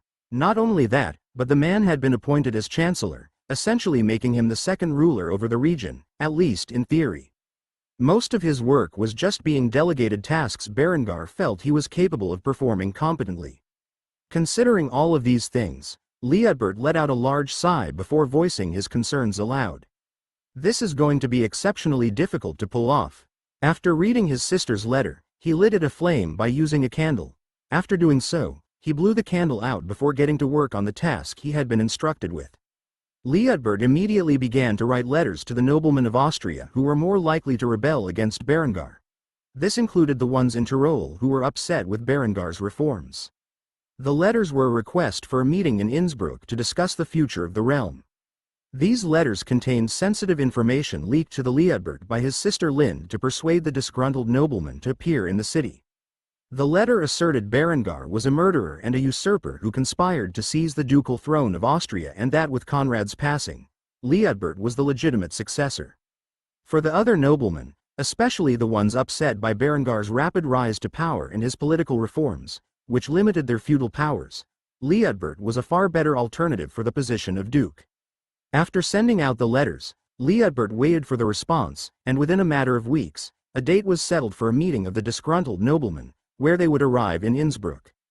During this time, Berengar's armies successfully occupied the rebellious regions with his armies under the guise of the Brigand Act. Thus preventing them from rising in rebellion, their only path forward to war would be gathering in Innsbruck and using the forces seemingly designated to the Chancellor's control to resist Berengar's tyranny. In reality, these were just mercenaries that Liutbert had purchased with Berengar's backing. The actual garrison of the region would never dare to fight against Berengar's rule, as they had been thoroughly indoctrinated by the time they graduated from basic training. As the weeks passed, the extraordinary meeting was held within Innsbruck, and Liutbert was sitting in his great hall surrounded by the lords and ladies who were naturally resilient to Berengar's ascension and the reforms that came with it. Most of the noblemen and women were of the older generation, as the young lords and ladies of Austria were more inclined to believe in Berengar's reforms. An elderly count who presided over the county of Kufstein was the first to voice his concerns. He was obese, bald, and had a puffy white beard. He instantly began to speak as he strutted around the great hall floor with a cane in his hand. If the news is accurate, and Conrad is dead, then that means that Berengar has already stationed his troops in our lands to prevent a rebellion. Such a devious plot could only be devised by such a low-born member of the nobility. What is worse, he has seized control of the land on my coastal regions so that he may begin the construction of his shipyards. Does he seek to challenge the Venetians and Genoans at sea? Bah, he is merely asking for trouble. It has become increasingly apparent that if we do not stand against Berengar now when his armies are stretched thin, then we will never have a chance to remove him from power. I do not know about all of you, but I refuse to go quietly into the night. There must be war. Hearing the old count's speech, many other noblemen nodded their heads in agreement. Berengar was a threat to their power. If Conrad was genuinely dead, and the man was making a ploy to become duke, it was better to fight against him now before he indeed secured his reign. Liudbert played the part of a puppet perfectly and began to stoke the ire of noblemen and divert attention away from his loyalties. Berengar has seized my rightful position as Count of Tyrol. In doing so, he has enacted many reforms throughout the region which have consistently eaten away at the powers and rights of the nobility. If left unchecked, who is to say when there is nothing to distinguish our noble bloodlines from the filthy commoners? I have been given authority over the forces here in Innsbruck. Berengar has foolishly placed his trust in me, believing myself to be a whipped dog at his command. We will use these forces to march on Kufstein, and in doing so, force his armies that occupy your lands to withdraw, allowing us to raise our forces in rebellion further. The question is, who here will pledge their loyalty to me and take up arms against Berengar the usurper? With this said, the hall immediately resounded in uproar as the rebellious noblemen stumbled over one another to proclaim their loyalty to the man they considered the rightful Duke of Austria. The old fat man was the loudest of the noblemen who were gathered. I, Count Bertolf von Trieste, hereby declare my support and loyalty to the one true Duke of Austria, Liudbert von Habsburg. What followed were the cries of several other essential noblemen. I, Count Edelstein von Klagenfurt, hereby pledge my life and loyalty to Liudbert von Habsburg, the Duke of Austria. I, Count Friedebrat von Laibach, hereby offer my support to the Duke of Austria, Liudbert von Habsburg. With the three counts of the south declaring their open support for Liudbert, the other lords who had gathered quickly pledged their loyalty to Liudbert and his rebellion. In doing so, they had sealed their fates, for they never expected that this gathering was nothing more than a ruse set up by Berengar and his lover to gather his political rivals into one location. After the lords gathered in Innsbruck declared their loyalty to Liudbert and their intent to rebel against Berengar and his regency, Liudbert made a proclamation: I accept all of your loyalty, and upon my honor, I promise to lead a force together with the rest of you onto Kufstein. We will strike while Berengar the usurper is unprepared and quickly put an end to his illegitimate reign. With this said, cheers began to erupt in the crowd. The nobles who had gathered swore that they would follow Liudbert into battle. With the forces stationed in Innsbruck, they felt that they would be fully capable of deposing Berengar and his tyranny, utterly unaware that they were walking into a trap. As such, the following days were spent preparing for war, with Innsbruck's industrial output focused to a small degree on creating arms and armor for the nobles who had gathered, considering they were unable to bring their equipment with them. Of course, they were delighted with the advanced designs of the full-plate armor that Innsbruck's factories were capable of producing, and while equipped with such fierce armor, felt as if they were invincible in their quest to overthrow a tyrant. Thus all of the plans were in place for a decisive showdown that would eliminate Berengar's enemies and make it appear as if the transfer of power was legitimate. Soon enough, the two armies would clash in the fields outside Kufstein, the result of which was yet to be seen. Chapter 222: Running Away from Home. While Berengar was preparing for war in an attempt to crush the rebellious nobles of Austria and solidify his power, the Byzantine emperor was throwing a banquet. The feast had been prepared for the French prince. The latter had elected to stay within the borders of the empire for the time being. It was now his 17th birthday, and as such, Emperor Vitranes had prepared a massive celebration for his future son-in-law. Despite Honoria's protests, she had been dragged from her room and forced to sit beside her effeminate fiancé. However, she refused to interact with the young man and pouted silently as she dug into her meal with a distressed expression. Despite Aubrey's best efforts to win Honoria's favor, the young woman refused to associate with him remotely. This had begun to make things complicated for the Byzantine emperor and the French host. After all, this young couple was set to wed in a few months, and they were not even on speaking terms. Ultimately, Aubrey had given up on being friendly to Honoria and had begun to flirt with one of her brothers. The man in question he was trying to get on more familiar terms with was roughly Berengar's age. Like Berengar, he had proven himself a capable commander despite his young age and was an officer in Aretha's army. The man's name was Dissentious. He had short chocolate hair and deep emerald eyes. Unlike Honoria, his skin had an olive complexion. He was also reasonably tall, at least according to the standards of his people, and had an athletic frame, which was stacked with muscles. One could see the outline of his muscle from his purple and gold tunic that wrapped itself around his torso. His exceptionally masculine appearance was something that Aubrey greatly admired, and as such, he was more than happy to charm the man or attempt to do so. Thus, while Honoria ignored her fiancé, the boy flirted with another man in the middle of her presence. "What's your name, handsome?" At the moment, Aubrey was resting his feminine face on his dainty hand while wearing a pretty smile, one that should not usually belong to a young man such as himself. The sight immediately made Dissentious uncomfortable. As such, he looked away from the pretty boy before responding. Dissentious. Immediately a look of joy appeared on Aubrey's face as he tried to advance the conversation further. "That is a strong name, truly worthy of a sturdy man such as yourself. Tell me, Dissentious, are you a soldier?"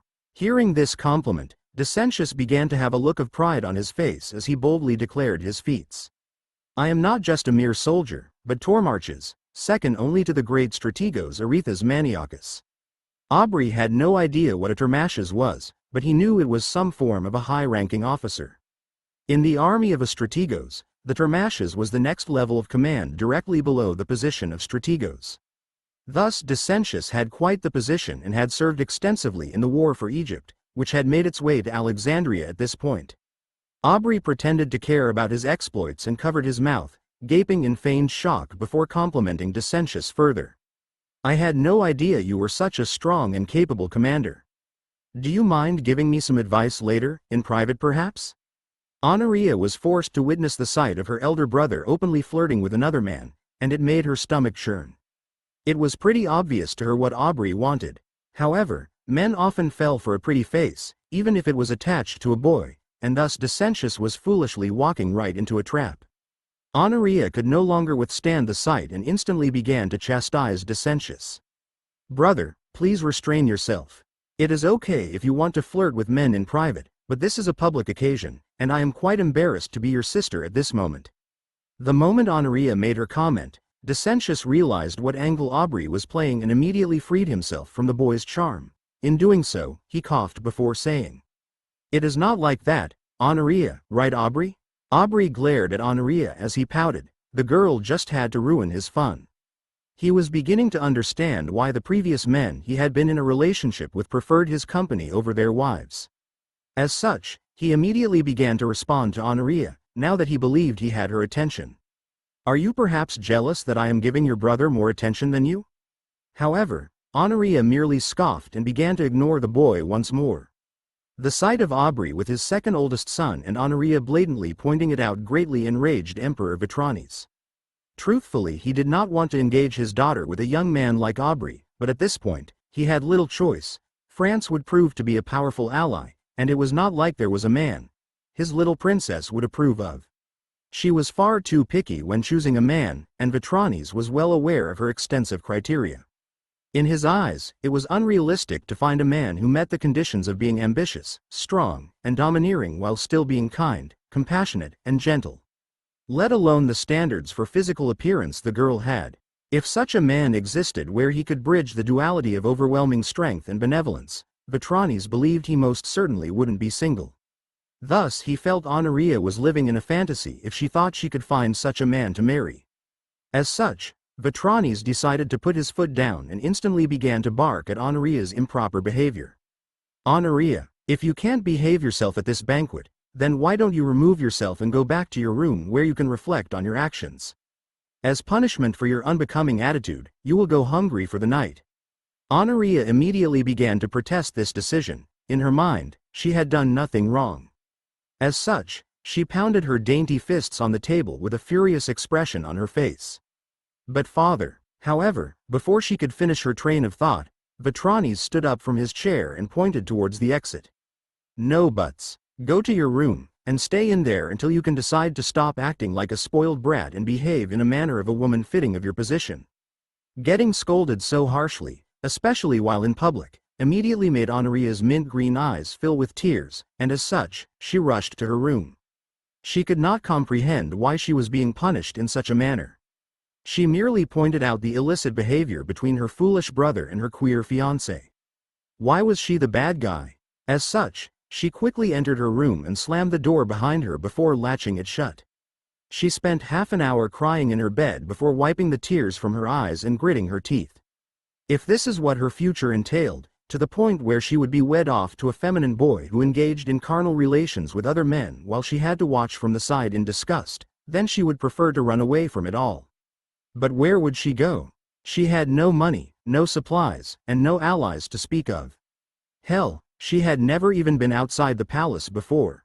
The girl quickly tossed aside the scrolls on her desk in a fit of fury, and in doing so, a map rolled itself across the surface, revealing the contents within. The map of Europe was remarkably detailed, showing the duchies and the individual counties that comprised them. The moment the map sprawled open, it caught her attention. Looking at the Duchy of Austria on the map in front of her instantly reminded the young woman of the image of Berengar that she had conjured in her head some time ago, giving her a brief bit of hope amid the despair that had consumed her heart. This suddenly gave her an idea. Maybe, just maybe, if she traveled to Austria and met with Count Berengar, she could prevent her horrible fate. However, she only had a vague idea of where Berengar lived, as Aretha's had not explicitly stated where Berengar was count. Luckily for her, there was a hint in his full name. She quickly placed her finger on the map of Austria before speaking her thoughts aloud. If I remember correctly, the surnames of German nobles are named after the area their rule originated from. If so, that means Berengar is from Kufstein. But where is such a location? Curiosity had overwhelmed the young woman at this point, and she quickly went to her unique bookcases, where she promptly retrieved her atlas. It contained a variety of maps comprising of the known world, and as such, she scoured through her resources to find the location of Kufstein. Though the information in the atlas was largely outdated, it was enough to give her a rough estimate of the journey she had in mind. One thing was sure: if she stayed in Constantinople, she would indeed be forced to marry Aubrey.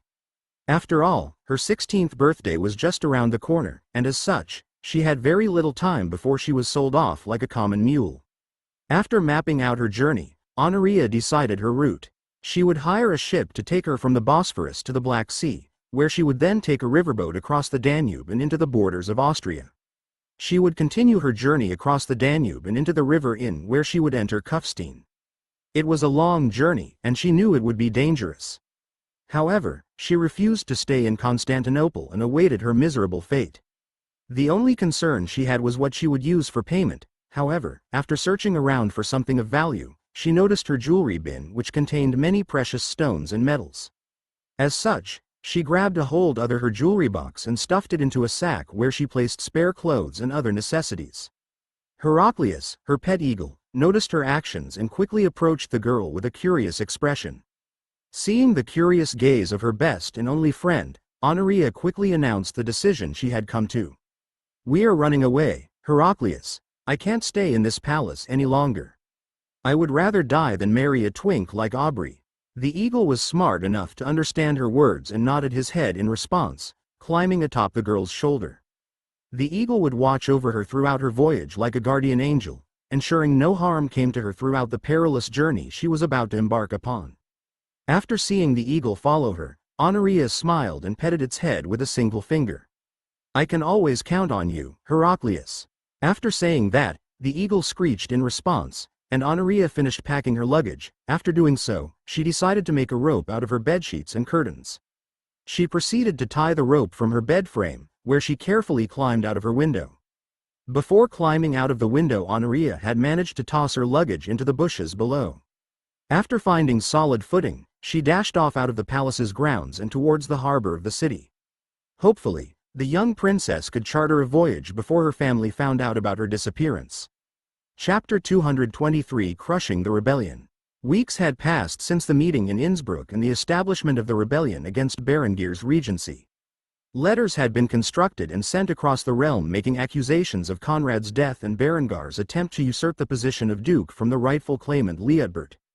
As Berengar had anticipated, his allies immediately began to back his claims. As for the regions of Upper and Lower Austria, one was technically the crownland ruled by Conrad, who was deceased and thus under Berengar's control. The other was led by a count who was smart enough not to get involved in this conflict. His realm had already bled too much under Bavarian occupation. Thus Austria was officially at war once more. However, despite the advance of the rebellion's army into Kufstein, Berengar did not pull his forces from the rebellious territories. Instead, he used the troops there to establish control over the region and take hold of the successors of the rebellious noblemen. When the rebel army finally made its way into Kufstein, Berengar met it in the field with his own. The mercenaries used to fight Berengar were roughly 5,000 in total and had been a substantial expense for Liudbert. Most came from the Swiss Confederacy and were battle-hardened warriors. They did not fear the fabled might of the Tyrolean army, mainly due to their ignorance of the weapons and tactics employed by Berengar's forces. As for Berengar, he brought a force of 5,000 men of his own. As far as the enemy could see, there was no cavalry in sight. Instead, it was comprised of various infantry and artillery units. The artillery was a mixture of his 14, 17, 12 pounds cannons and his Schmidt guns. Enough of the new weapons had been built since their invention that Berengar could field an entire battery with such weapons. This would be the first major battle that demonstrated the effectiveness of his Schmidt guns and the quick loading tubes that his forces were now equipped with. The moment the rebellious armies entered the fray, Berengar ordered his artillery to fire off a few light barrages and for his infantry to wait to fire their muskets until the enemy was within the 100-yard range. The reason for this was simple: he wanted an overwhelming victory, and the best way to achieve this was to allow his 6 puckle guns to fire their canister shot at the enemy and quickly wipe the floor with the army, for that they needed to be within the 75-yard range in order to be most effective. As such, his cannons fired shells into the mix of the enemy, but they had great resolve and discipline. Thus, they marched through the artillery fire and towards Berengar's army, who had held their position near the puckle guns placed between their ranks. Despite the explosive shells ravaging the enemy's ranks, they were few. Thus the Swiss mercenaries Liudbert had paid for prayed to God above as they marched within formation directly into the oncoming fire. When the archers finally reached engagement distance, they began to fire a volley of arrows upon the Tyrolean soldiers, and yet despite this, the Tyroleans stood firm. Their superior armor deflected many of the oncoming blows. There were no mortal wounds inflicted upon them as they merely stood still with determination. While the Swiss mercenaries marched, the old and fat Count of Kustenland twirled his beard between his fingers as he laughed at the sight of the battlefield. It appears the effectiveness of Berengar's weapons has been greatly exaggerated. I feel confident that the armies of Innsbruck will be fully capable of defeating the armies of that tyrant Berengar. Hearing this, several of the nearby lords agreed with the Count's comments. As for Liudbert, he merely smiled bitterly while thinking to himself, "These fools have no idea what they have gotten themselves into." Shortly after the Count's remarks, the Swiss mercenaries advanced into engagement distance, and this is where Berengar's armies displayed their full might. The moment the rebels' ranks moved beyond the 100-yard point, the Tyrolean infantry formed ranks and began to fire a volley into the formations of the Swiss mercenaries. The moment they did so, thousands of mini-balls flew forth and pierced through the mighty brigandine and plate armor of the Swiss mercenaries and tore apart their flesh beneath it. Blood splattered into the field, and limbs were scattered from the impact. Blood-curdling screams immediately filled the air, and the Swiss began to fear the results of these strange thunderous weapons. However, before they could even think of retreating, a second volley had been fired by the Tyrolean infantrymen, who had rapidly reloaded their rifled muskets with their quick loading tubes. Yet that was not the worst of it. The first round of shots fired from the 6 Schmidt guns instantly found their way through the iron and steel armor of the Swiss mercenaries and into their torsos and limbs, further adding to the carnage. A total of 96 musket balls were fired from the first volley of the Schmidt guns alongside the thousands of mine balls fired from the muskets. Yet that was not the end of it, as the muskets were rapidly reloaded, and the Schmidt guns had quickly fired their next round of shot into the enemy lines. Over 20,000 rounds had been fired downrange within a matter of minutes. This was the result of the combined use of the rifled muskets, quick tubes, and the Schmidt guns, thoroughly shredding the lines of the Swiss mercenaries and the archers behind them. Not a single man had survived the onslaught of the Tyrolean forces.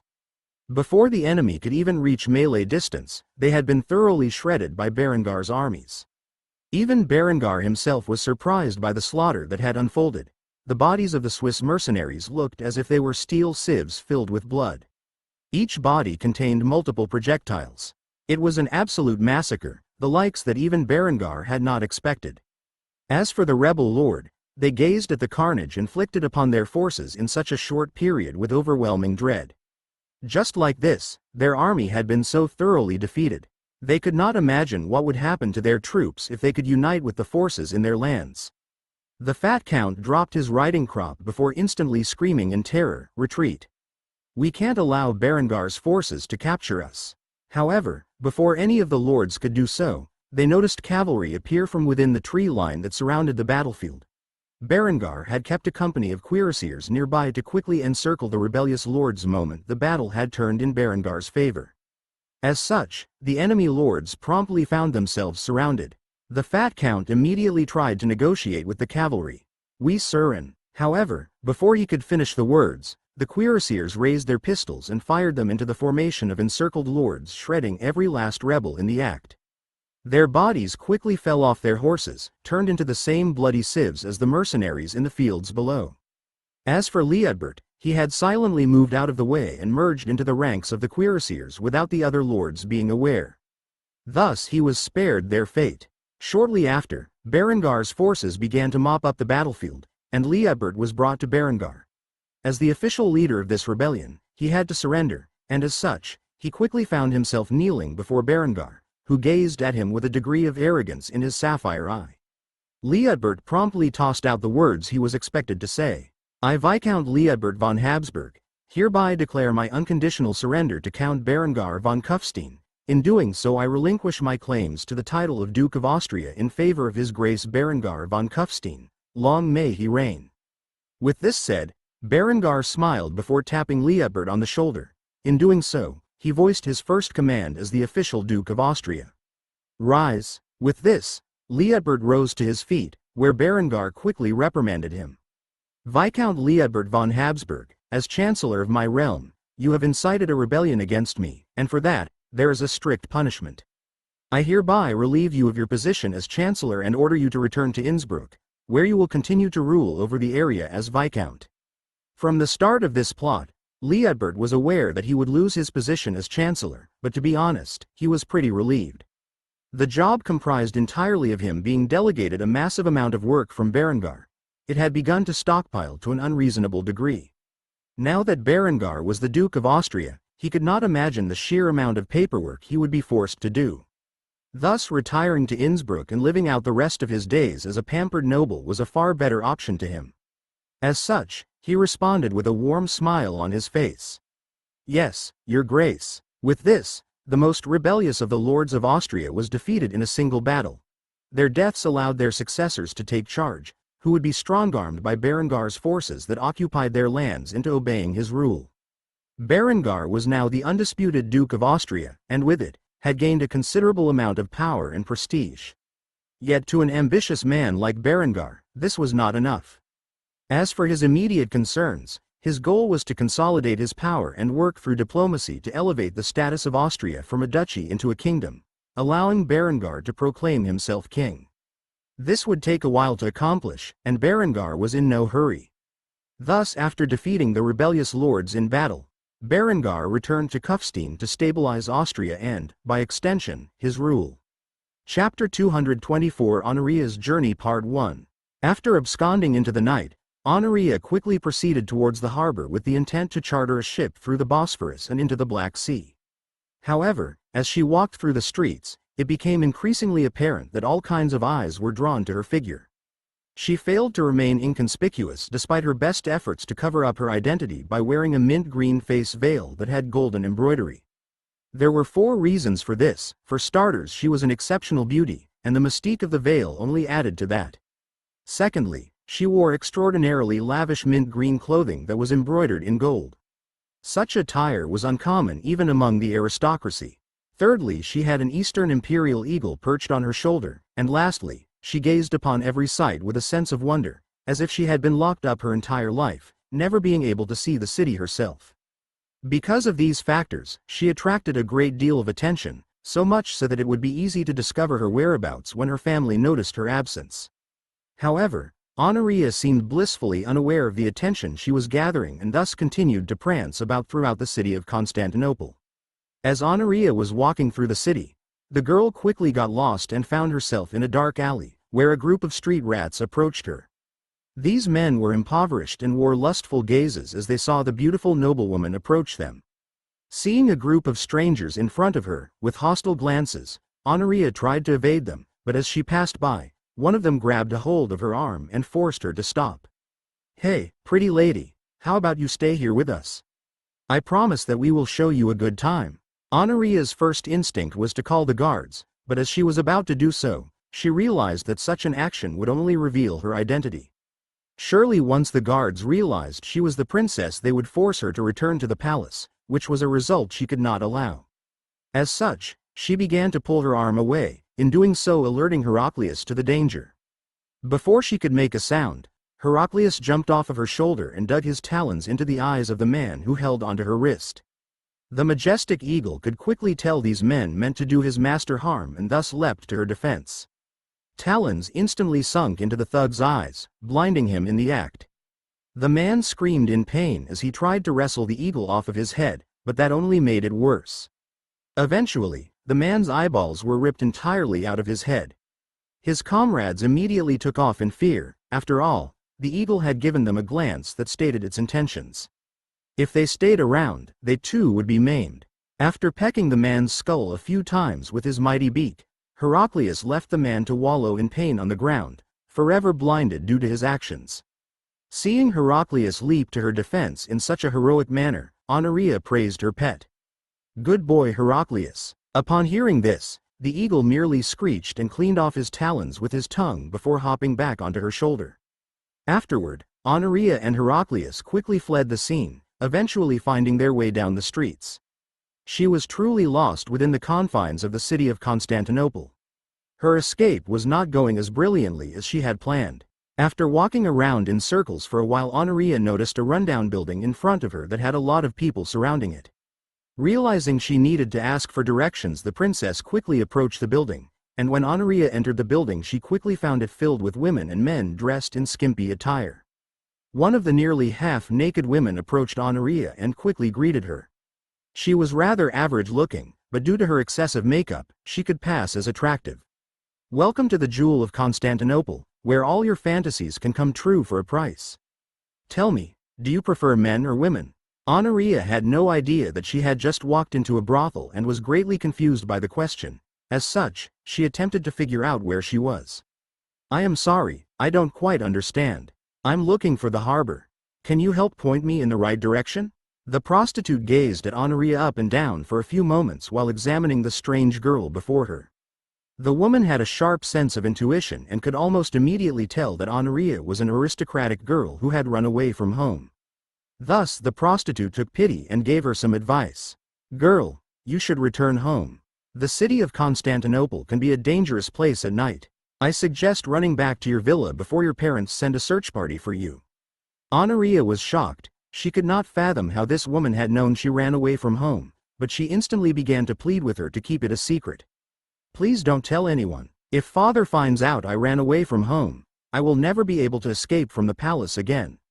The prostitute was greatly shocked when she heard this. She had assumed that Honoria was just a regular noblewoman, but using the word palace meant there was only one identity of the young woman before her. As such, she blurted out in great surprise, "Princess Honoria." The moment she did so, the attention of everyone within earshot quickly gathered towards Honoria's direction. Honoria, of course, acted out of instinct and covered the prostitute's mouth with her hands. "Shush, quiet." After a few moments, Honoria released her hands, and the woman made an awkward laugh. "Oh, of course, you aren't Princess Honoria. How could the princess leave the palace? Everyone knows the emperor keeps her locked up for protection." After making such a laughable excuse, the nearby gazes lost interest and drifted away, leaving the woman to sigh in relief. She made sure nobody was paying attention to the two of them before she grabbed a hold of Honoria's wrist and led her to a secluded area. "Come with me, After arriving in a room reserved for illicit activities, the prostitute shut the door and began to question Honoria instantly. "Are you really Princess Honoria?" Though Honoria's expression could not be seen beneath her veil, it was apparent she was in a rather depressed state. Eventually, she nodded her head in agreement. As such, the prostitute sighed before asking another question that was on her mind. "What on God's green earth possessed you into running away from home?" Honoria shuffled around for a few moments with an embarrassed expression before explaining her situation. After nearly half an hour of telling her story, the prostitute sighed once more before scolding her. "So let me get this straight. You are engaged to the French crown prince. Still, because he is queer, you want to run away from home, and flee to Austria so that you can hide in the region hoping that this Count Berengar, who you have never met before, and who has 2 women by his side already, is enough of a playboy that he would not mind insulting the Byzantine and French royal families by taking you into his little harem? Do you have any idea how insane that is?" Honoria merely pouted when the prostitute chastised her. She did not expect the woman to question her sanity. Thus Honoria began to pout like a small child who had been caught with her hand in the cookie jar before muttering under her breath, "It is the best option I could think of." The prostitute began to sigh once more as she tried to understand Honoria's thoughts. Apparently being locked up in your home with no contact with the outside world was enough to rid one of their common sense. After thinking about it for a few moments, she felt sympathy for the foolish girl and decided to give her a helping hand. "Are you sure you would rather kill yourself than marry that prince?" Honoria had not left out the lengths she would go to avoid marrying Aubrey when she spun her tale. As such, she nodded her head with firm determination in her eyes, which caused the prostitute to further feel pity for the girl. It was as if she were a caged bird finally figuring out she could fly, and as such, something compelled the woman to help Honoria. "I am probably going to regret this, but my brother owns a merchant's vessel. He has been bringing goods through the Black Sea and into the Danube for some time now. Though he has never gone as far as Austria, he will take you to your destination for the right price. We haven't talked in a while. You could say he disapproves of my line of work. However, I can lead you to him and help you secure passage. Come with me. I will make sure you make it to the harbor safely." After saying that, Honoria felt tears stream down her eyes. This was the first time someone had helped her without wanting anything in return, and as such, she thanked the woman from the bottom of her heart. "Thank you. You have no idea how much this means to me." The prostitute merely shook her head and patted Honoria on her shoulder. "Just pray that this Count Berengar is foolish enough to take you in. If he has even the slightest amount of common sense, he will ship you back to Constantinople the moment you arrive in his court." Hearing this, Honoria's heart nearly faltered. However, she quickly got a hold of her resolve. She had already come this far. She might as well see this through. She prayed in her heart that Berengar was the man she believed him to be. Thus the prostitute and the princess left the brothel and headed towards the harbor where they would meet up with a merchant's vessel and the captain of it in the hopes that the princess could escape the cage her family had built for her. Chapter 225 Balancing the Budget. With the rebellion crushed, Berengar had secured his rise to power. As the official Duke of Austria, Berengar now set his armies to protect the borders from possible incursion, and of course, assist with internal security. With this, Berengar had established an era of peace and stability in Austria where he could successfully implement his reforms with little resistance. As such, the young duke was currently sitting in his office reviewing expense reports drafted by his House of Lords. At the moment, the greatest matter of his military expenses was the expansion of the navy. As for the army, Berengar had halted its conscription and maintained its current size. In a time of peace, he allowed for voluntary recruitment only. As such, it required far fewer funds than it previously had. As for the expenses that were delegated to conscription in the army, they were now set to fuel his agricultural reforms across all of Austria. At the moment, the agricultural and educational sectors were the 2 most significant portions of his newly established peacetime budget. By focusing on creating a self-sustaining, mechanized agricultural system across the land and increasing the education of the standard population, Berengar would theoretically be able to drastically improve his workforce and the draftable portion of his society. At the moment, Berengar's focus was to implement the 4-field system, irrigation piping, and phosphate fertilizer across the realm. Though Tyrol had begun to develop such strategies to a wide margin, the rest of Austria undoubtedly lacked agricultural reform. Thus Berengar started with the most simple focus. Mass implementation of mechanization would have to wait a few years for the system to catch up. While Berengar was hard at work, he heard a knock on his door, and as such, he quickly responded. "Come in." To nobody's surprise, the person who had visited Berengar during his work was none other than Lind. As usual, she was ravishing, and at the moment, she was wearing a sky-blue dress with white embroidery. This dress was in the typical fashion style that Berengar had introduced to the realm. It was primarily based on Tudor and Elizabethan-style dresses from his previous life. However, the curious part about all of this was Linda's extravagant jewelry. It was white gold with sky-blue diamonds embellished within it. White gold was not a naturally occurring material. It had to be created by mixing yellow gold and other materials like nickel, silver, or palladium. As such, Berengar had introduced the lavish substance into his jewelry industry as a way to replace silver and increase the demand. After all, such luxuries could only be found in Austria at the moment. As for the magnificent jewels, they were the exceptionally rare blue diamonds, and Berengar had paid a significant expense to import these precious gemstones from India via his Byzantine trade contacts in order to provide Lind with a set of jewels fitting for an empress. The dress and the gems paired with her sky-blue eyes and strawberry blonde hair perfectly. As such, Berengar was quite shocked at her appearance when she arrived in his room, so much so that his jaw dropped. This was the first time she had shown the new set of jewels since she had received them, and Berengar was more than impressed. He had every desire to get out of his seat and make love to the woman then and there, but he was not an animal who lived on pure base instinct, and thus he calmed himself before putting such notions aside. "Love, is there something on your mind?" Lind did not answer. Instead, she slowly approached the desk where she sat upon it. After enticing Berengar by showing off her mighty cleavage, she slapped his head with a file in her hands that he had not noticed before, teasing him. "Darling, where are you looking? My eyes are up here." Seeing that the girl was toying with him, Berengar began to chuckle before grabbing a hold of the file and reading into it. The document requested an increase in funding towards foreign aid. However, both Berengar and Lind knew what this request was really for. Foreign aid was the expenditure report that Berengar filed for all of his intelligence expenditures. The reason for this was simple: his spy network officially did not exist, even though everyone knew he had one. To fund this network, he needed a front.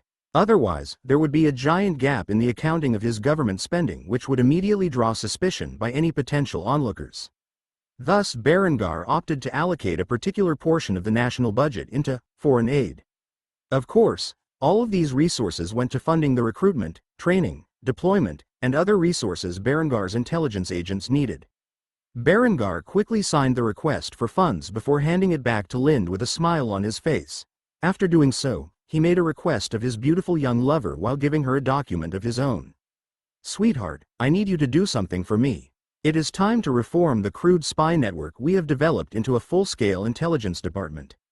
This is a list of the basic structure that shall be established, and you can make any changes to it that you see fit." The structure was loosely based on a diagram he had once seen online of the CIA's basic system in his previous life. Linda's official rank and title would be Director of Intelligence, and she could fill the ranks with anyone she saw fit for the positions available.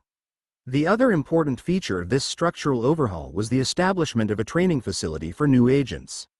Lind looked at the design and nodded her head before agreeing to Berengar's request. "It might take a while, but I assure you, it will be done in at most 2 years." Berengar smiled and nodded at this. The overhaul he was asking for was to create a semi-modern intelligence agency in the medieval era. It was not an easy task to accomplish. However, he trusted Lind was competent enough to fulfill the mission and merely pet her head before responding. "I know you can do it." Lind immediately had ideas to modify the structure to allow for 2 sub-departments, internal and external intelligence, and adjust the system so these 2 groups can regularly communicate. Lind was a prodigy when it came to intrigue, and thus Berengar left the complete product to her imagination. After all, this area of governance was not Berengar's strong point. He had an outline from his previous life, and that was it. With that said, Lind was about to leave the room and get to work when Berengar held her up. "Oh, by the way, I have a present for you." Lind quickly turned around and looked at Berengar with a hint of suspicion in her eyes. However, when she saw Berengar grab the present from beneath the table, Her sky-blue eyes grew wide with excitement, and tears instantly began to form within them. In Berengar's hand was a tiny black kitten with golden eyes. It was precious, and Berengar brought it over to Lind before placing it in her hands. "I found this little girl on the street side and figured it was about time you got yourself another pet. I hope you don't mind. I promise this time I will allow no harm to come to it." Lind immediately began to pet the little kitten with tears flooding down her cheeks and a broad smile on her face as she hugged it dearly before speaking to it in a soft tone. "Hey, there little pretty kitty. What should I name you?"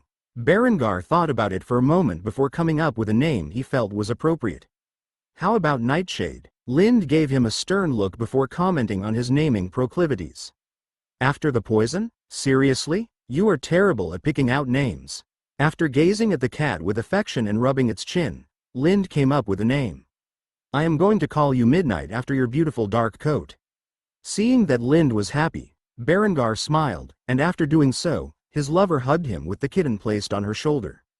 As Lind hugged Berengar tightly, she thanked him from the bottom of her heart.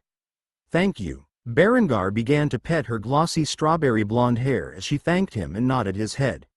"Anything for you." After saying that, Lind released Berengar and took her new kitten out of his office. She had much work to get to. Aside from looking after Hans and her new pet, she also had to work on overhauling and expanding the intelligence network, and thus she had little time to spare. She would properly thank Berengar for this gift later at night when the couple had finished their daily work. As for Berengar, he returned to his desk, where he continued to approve the national budget. For the time being, he had many reforms to enact. While signing documents, all he could think of was how happy he was to be reincarnated into this alternate world. If he had not died in Afghanistan in his previous life, he likely would have spent the rest of his life alone and in the military. Yet now he had everything he could ever ask for, and yet it was not enough. The fires of his ambitions had been stoked, and there was no rest for a man such as himself. Thus he would work tirelessly in the upcoming days to advance the Duchy of Austria into a new era. The age of industry was on the horizon, and he had only just begun to breach its surface. However, before the Industrial Revolution could occur within his lands, the Agricultural Revolution had to take shape. Thus, for the time being, he was once more focused on agriculture. Chapter 226 Honoria's Journey Part 2. During the night that Honoria had escaped, she had stumbled across a prostitute who had taken pity on her. Despite taking an enormous risk, the woman promised to lead Honoria to the harbor and help her fulfill her wish. That wish was to escape her marriage to the effeminate Prince of France and visit Austria, where she might finally get a chance to meet the man who could potentially be her destined partner. With the prostitute's guidance, it did not take long for the two to arrive at the harbor where a merchant's galley was docked.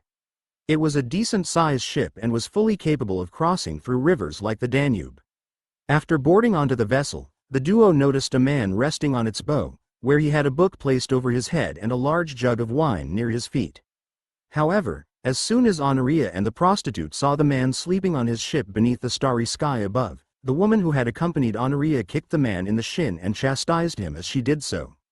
"Agnellis, wake the fuck up."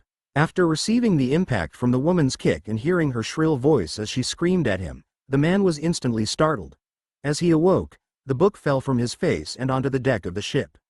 The moment he looked over, he could see his little sister, whom he had not spoken to for some time, glaring at him as if he was some form of scum for simply resting during the night.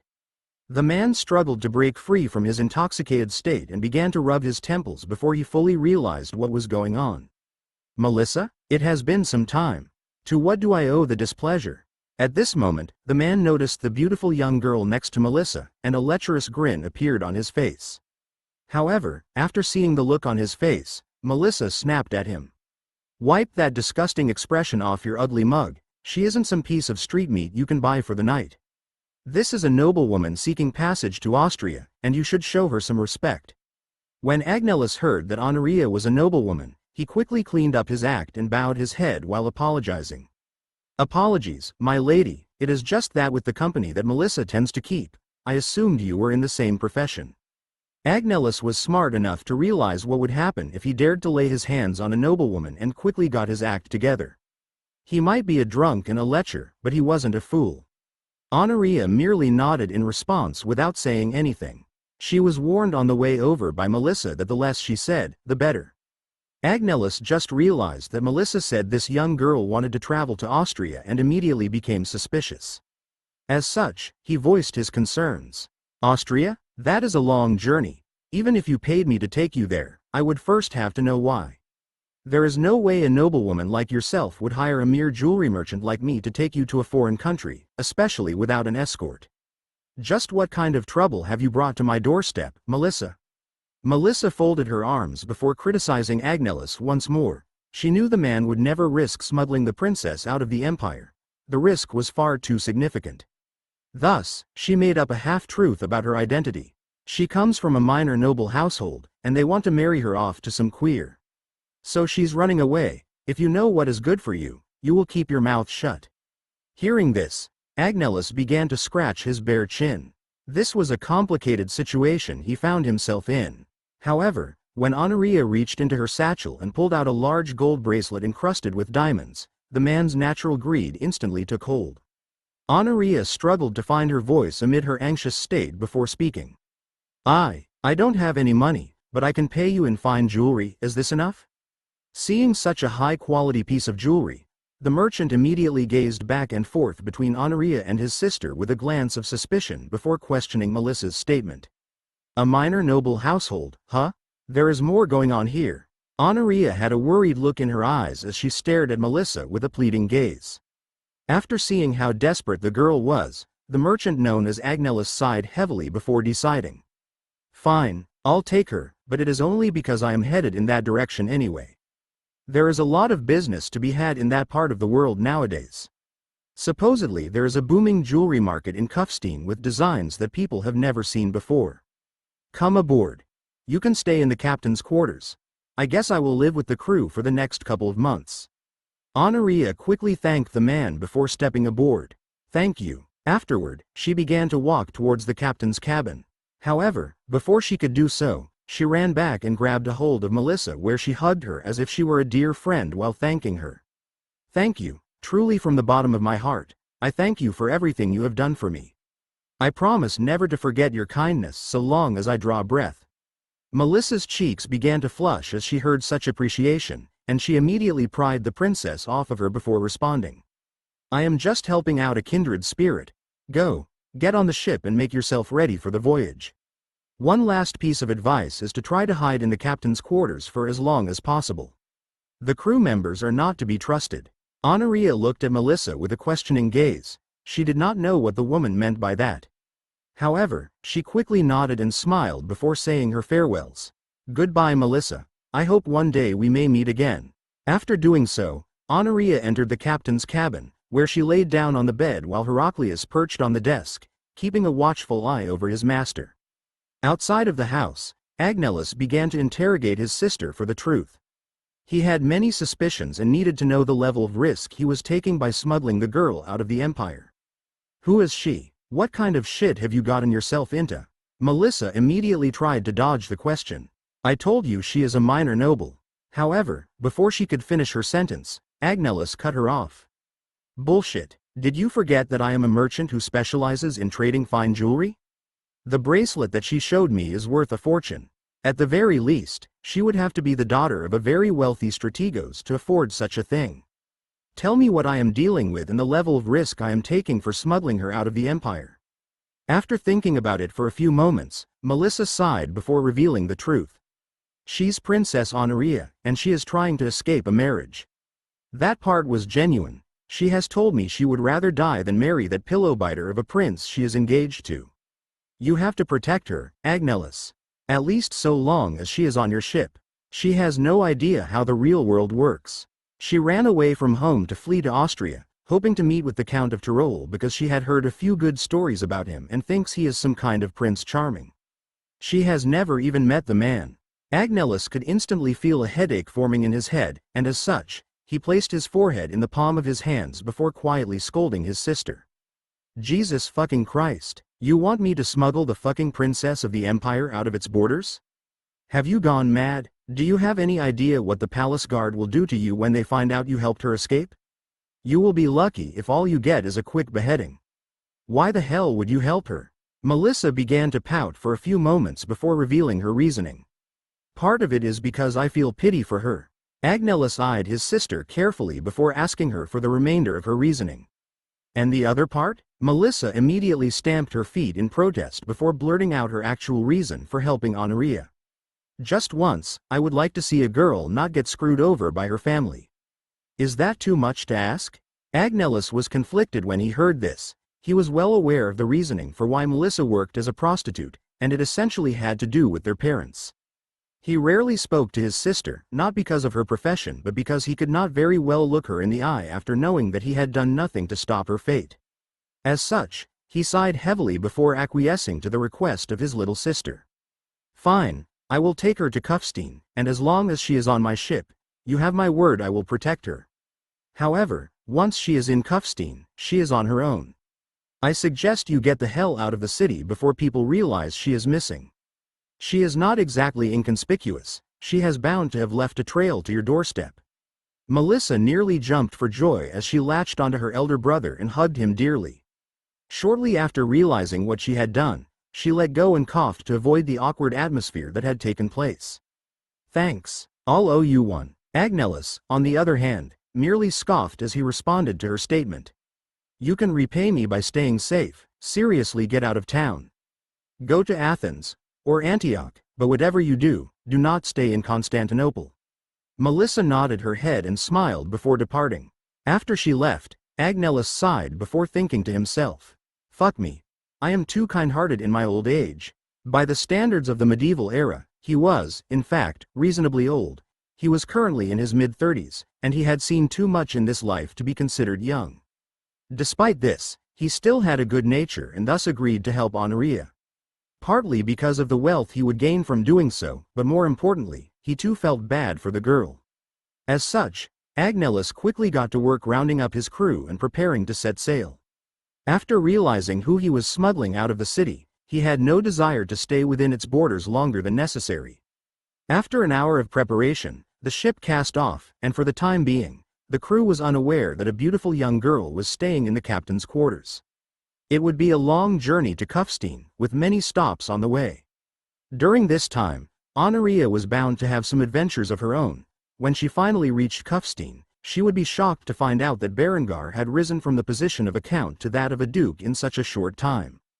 Perhaps Berengar would have elevated his title to a king by then. The future was uncertain. By the time the imperial family of the Byzantine Empire realized that Honoria was missing, she would be long gone, and their only clue, which was Melissa, would have long since disappeared.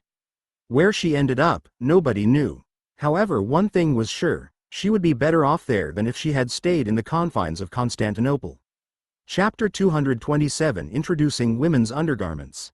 The sun shone through the windows of Berengar's castle and into the dining room where Berengar, Lind, and Henrietta had gathered for breakfast.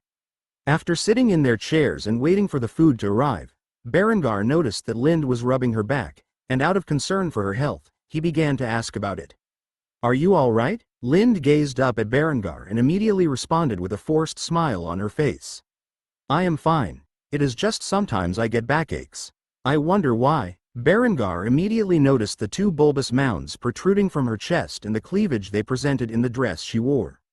It did not take long for him to understand his lover's plight, and as he did so, he slapped himself on the forehead before exclaiming. Of course, I don't know why I didn't think of it before. Lind, you just gave me a wonderful idea. As such, Berengar immediately got up from the table and took off towards his study. Lind knew better than to interrupt her man when he had acquired inspiration. She smiled as Berengar ran away and rested her exquisite face in the palm of her hand as she gazed at Berengar from afar.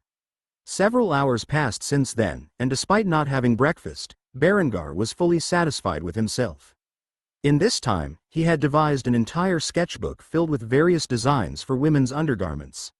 He did not know why he had not thought of such a thing earlier. Not only did modern underwear provide ample support to women's breasts, but it also looked incredibly sexy, and Berengar had greatly desired to see Lind in his new designs. Of course, there was also profit to be made, but deep down, all Berengar cared about was seeing Lind dressed in modern underwear. After completing his designs, He rushed them down to the garment district, where he presented the schematics to the head of his women's fashion sector. As per most decent fashion designers, the director of development for women's fashion in Kufstein was a man. After flipping through the sketchbook with a stoic expression, the man finally placed the book down and gazed at Berengar with a curious expression. Seeing this, Berengar thought he might have gone a little too far with some of the designs and asked nervously, "Well, what do you think?" The man finally broke out into a wide smile before complimenting Berengar. "Your Grace, you are a genius." Hearing the man compliment him in such a manner made Berengar far more confident in the designs he had construed. Because he was a virgin in his past life, Berengar had not seen too many women in their underwear, at least not in person. He was mainly going off of his knowledge from hentai, pornography, and of course, internet searches from pure curiosity. However, now that he had been reincarnated into a new world with a gorgeous lover by his side, he could finally realize his dreams of having a beautiful girl wear such erotic finery for his pleasure. In the end, is that not what all men desired? By now, his mind had long since given up on the idea of these creations being created for the sole purpose of helping women and instead had embraced its inner pervert.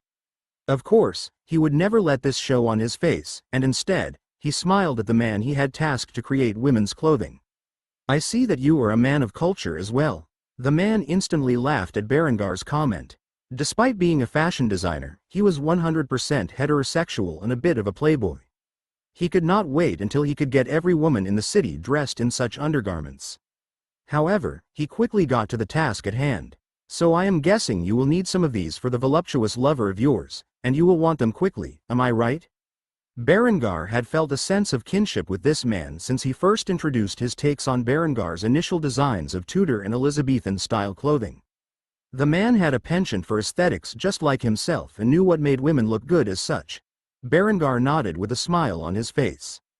That was all the signal the fashion designer needed before flipping through Berengar's sketchbook, where he landed on a particular design. It was a push-up bra made of black silk and had a golden floral lace pattern. The panties matched in style and color. After placing his finger above the design, he exclaimed his honest opinion out loud. "I believe your woman will look fantastic in these. Just give me her measurements, and I will have them made by the end of the day." Berengar smiled as he boldly proclaimed Linda's measurements with a hint of pride on his face. 33D2233. The man's jaw nearly dropped when he heard this. The only thing he was capable of saying in response to such a thing was the phrase, "God damn." After daydreaming for a bit, he snapped out of it and gave Berengar a quick salute. "I will have it done in a few hours where I will deliver it to your castle." Hearing this, Berengar smiled and began to chat with the man about the finer points of fashion for some time. It was not until evening where the garments were entirely crafted, and he was able to return to the castle with his new gift for Lind in hand. As such, he returned to the court, eager to see what Lind would look like in elegant underwear. After arriving in the castle, Berengar immediately began to search for Lind. It took him a while due to the size of the place. He began to wonder how difficult it would be to locate his family when they finally moved into his grand palace. Lind was currently breastfeeding Hans, and when Berengar witnesses the sight, he gazed at her with an envious expression. Seeing Berengar standing in the doorway looking at her with a jealous gaze, Lind began to giggle before taunting the father of her child. "When he is finished, you can have your fill if you want." Hearing such a bold suggestion, even Berengar felt embarrassed, and as such, his cheeks began to flush, and Lind noticed it. However, he quickly calmed himself and fired back at her shameless suggestion with a naughty retort. "If you are offering, then don't blame me for partaking." Hearing Berniger's response caused Lind to flush with embarrassment. Every time she played these word games with Berengar, it usually resulted in her being defeated. She was quick-witted, bold, and sometimes shameless. However, when compared to Berengar and his dirty mind, she could never compete. After a few moments, she finished up what she was doing and put Hans back in his crib before walking over to Berengar with a sultry smile on her face. "So tell me, what has gotten you so riled up today?" Berengar had a smile on his face as he pulled out a paper bag that contained his gift to Lind. He dangled it in front of her as bait before whispering in her ear, "Let's go back to our room. I have a gift for you." Lind could tell that it was something personal, and as such, she quietly nodded before holding onto Berengar's hand and following him back to the bedroom. After the door was shut and the curtains were closed, he revealed the contents of the bag. Lind stared at it for a few moments with a vague idea of what it was for, but she had never seen such flashy undergarments before. As such, Berengar sat back on the side of the bed with his legs crossed and his head as resting on his fist while smiling. "Go ahead, try them on." Lind blushed, but considering they were in private and this was a command from her master, she had no choice but to obey. As such, she slowly began to strip off her clothing until only her bare skin remained. Seeing how excited Berengar was, she showed off her divine physique in all its glory before slowly putting on the new panties made of the softest silk. After dressing in the bottoms, she tried to attach the bra but had difficulty with the hooks on the back. As such, she swiped her hair to the side before asking Berengar to assist her. A little help? Berengar never thought he would be able to do such a thing, and as such, he leapt at the opportunity. Unfortunately for him, he struggled a little bit before he finally got them in place. After Linda's undergarments were fully attached, he asked her the question on his mind. "So, how does it feel?" Lind moved around a little bit to get a feel for the design before smiling.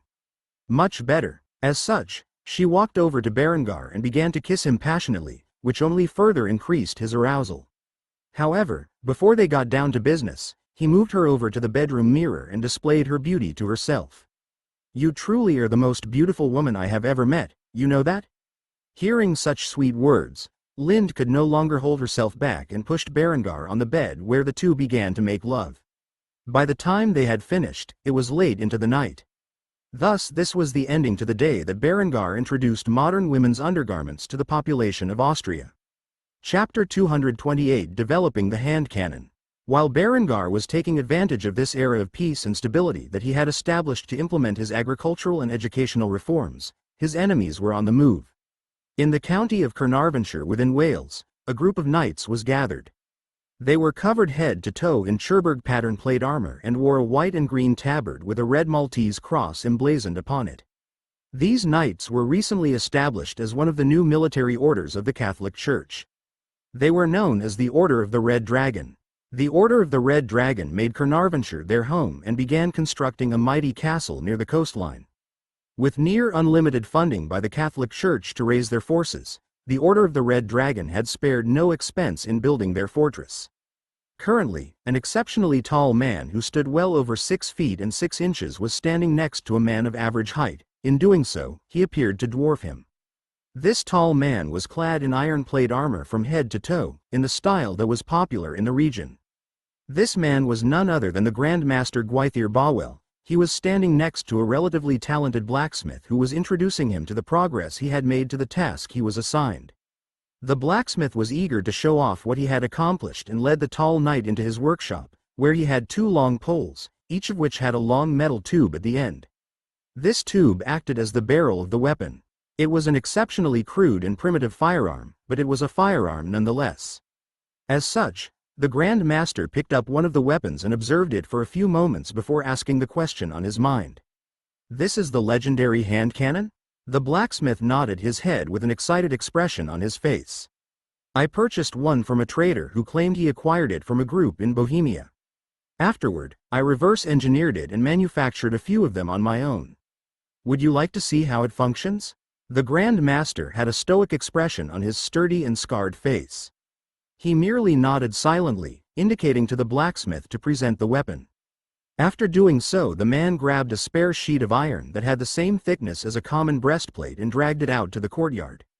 The blacksmith placed the iron sheet in front of a hay bale before walking away 10 steps, where he began the loading procedure of the hand cannon. The loading of a hand cannon was similar to any other muzzle-loading firearm. Albeit far less streamlined, one would load the powder into the small tube at the end of the stick that acted as a barrel with their powder flask, where they would then add the projectile followed by some form of cloth wadding. After doing so, they would pack it down with a stick. Yes, a stick, not a ramrod. These weapons had yet to develop a self-contained ramrod, so they used a separate stick to pack down the powder and projectile. The firing sequence was completely different from later designs, though. Similar to the flintlock and earlier firearm designs, one would put a bit of powder on the pan. However, that is where the similarities ended. On this weapon, there was no such thing as a trigger, so what the hand gunner would have to do is hold the stick under their armpit and use their free hand to light the powder with a slow-burning match. That would then ignite the powder in the weapon and send the projectile flying. As such, this sequence took a significant amount of time, nearly a minute, to do so. The projectile that was used was nothing more than small rock, instead of a lead or iron ball. Because of this, it did not achieve as much accuracy as the weapon was capable of, not that it was capable of much. After firing the weapon, the projectile completely missed the target, where the blacksmith began to curse under his breath. Motherfucker. After venting his frustrations, the blacksmith began the reloading process once more, where he missed his target for a second time. It was only after firing a total of 3 times that the stone projectile hit its target and bust through the iron plate. The moment it did so, the blacksmith began to cheer aloud. Haha. Witnessing the lackluster performance of the fabled hand cannon that Berengar's forces had used to triumph over the Teutonic Order, the Grand Master immediately felt something was amiss. Even in large numbers, such a pathetic weapon could not possibly turn the tides of war. Its reload speed was too long, its accuracy was terrible, and its effective range was laughable. As such, he immediately interrogated the blacksmith about his concerns. "Are you certain that this is a hand cannon?" The blacksmith could tell the Grand Master was not pleased, and as such he nodded his head with a certain expression. "Yes, this is a hand cannon. Supposedly there are similar designs across all of Europe, but nothing too different. If you field it in large numbers, it can be effective even at close range.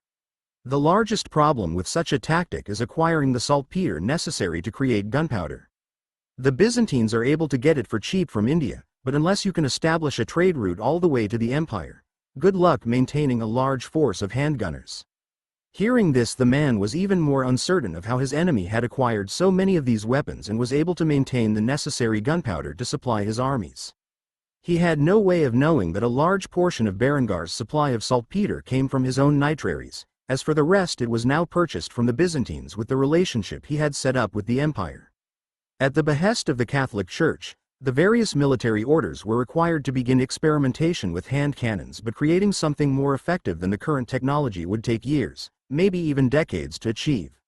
Reflecting upon his orders, Gwythyr sighed in response to the information he had received.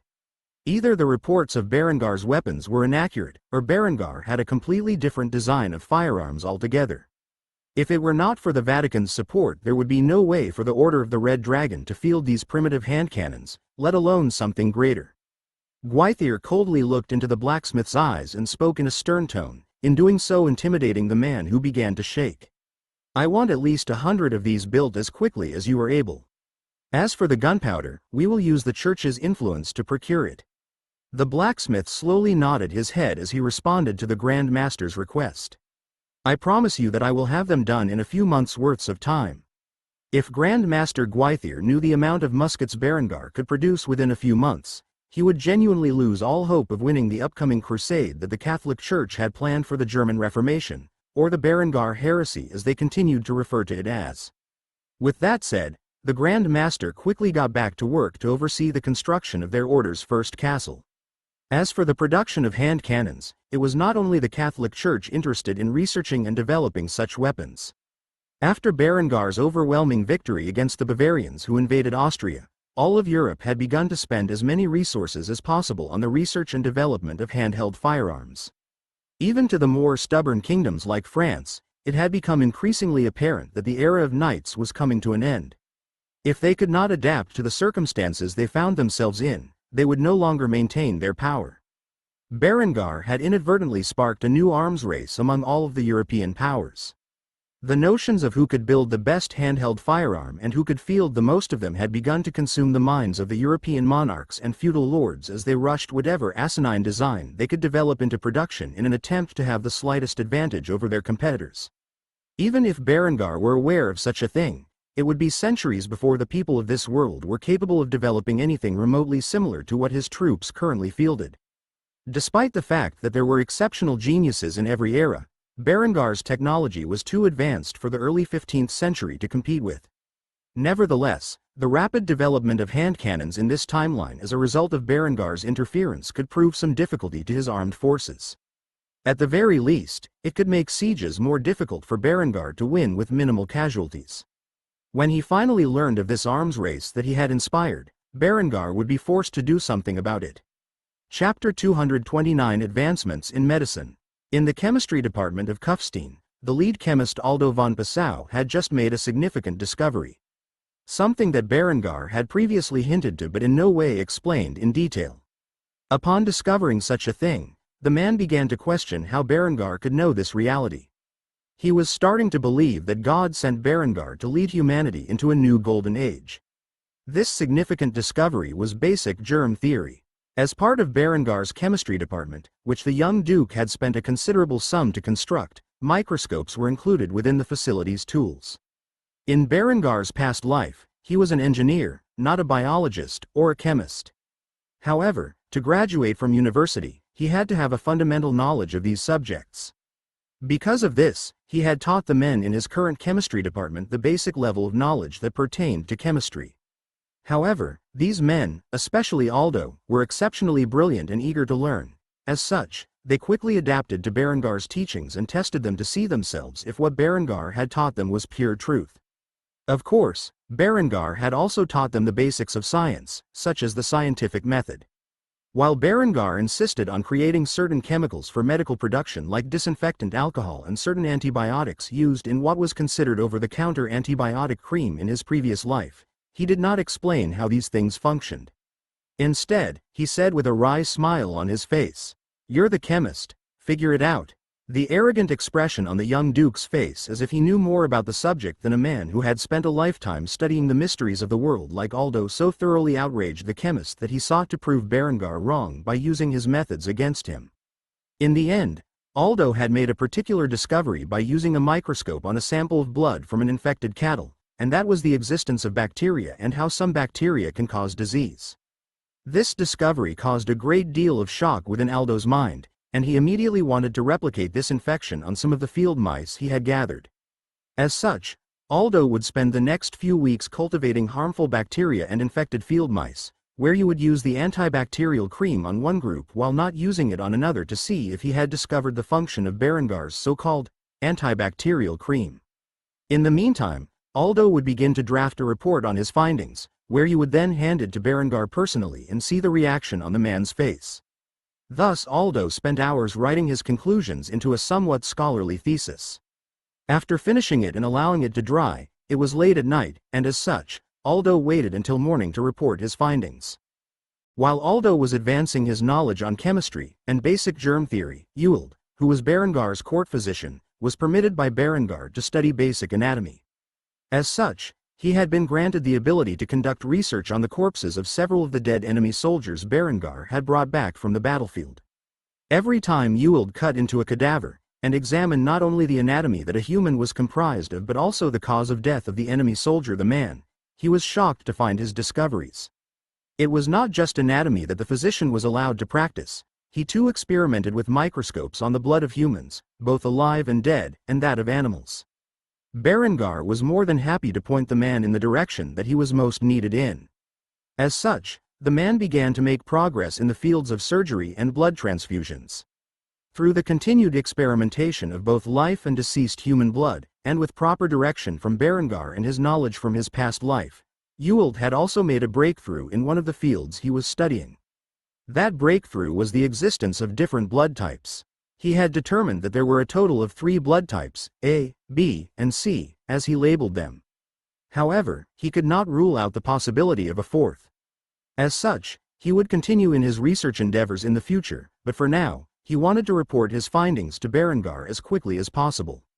If the young Duke was impressed by his performance, he might get more funding and staff to continue his research. As such, after cleaning up his laboratory, he headed towards Berengar's office with great haste. Interestingly enough, he would arrive at Berengar's study at the same time as Aldo. When Berengar's court physician and the head of his chemistry department burst into his door unannounced, he could tell something significant had happened. When he saw the 2 men clambering among one another to report their findings first, Berengar raised a hand, signaling them to calm themselves before speaking. "Aldo, you go first." With this, the man smugly smirked at Ewald before reporting his findings. "Your Grace, I believe you will be pleased to know that I finally solved the question I asked you long ago?"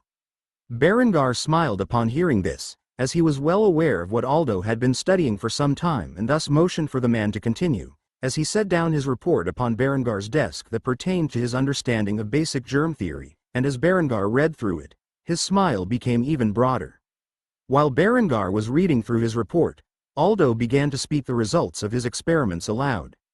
Your Grace, I do not know how you were aware of this, but it has become clear to me that you know far more than you let on.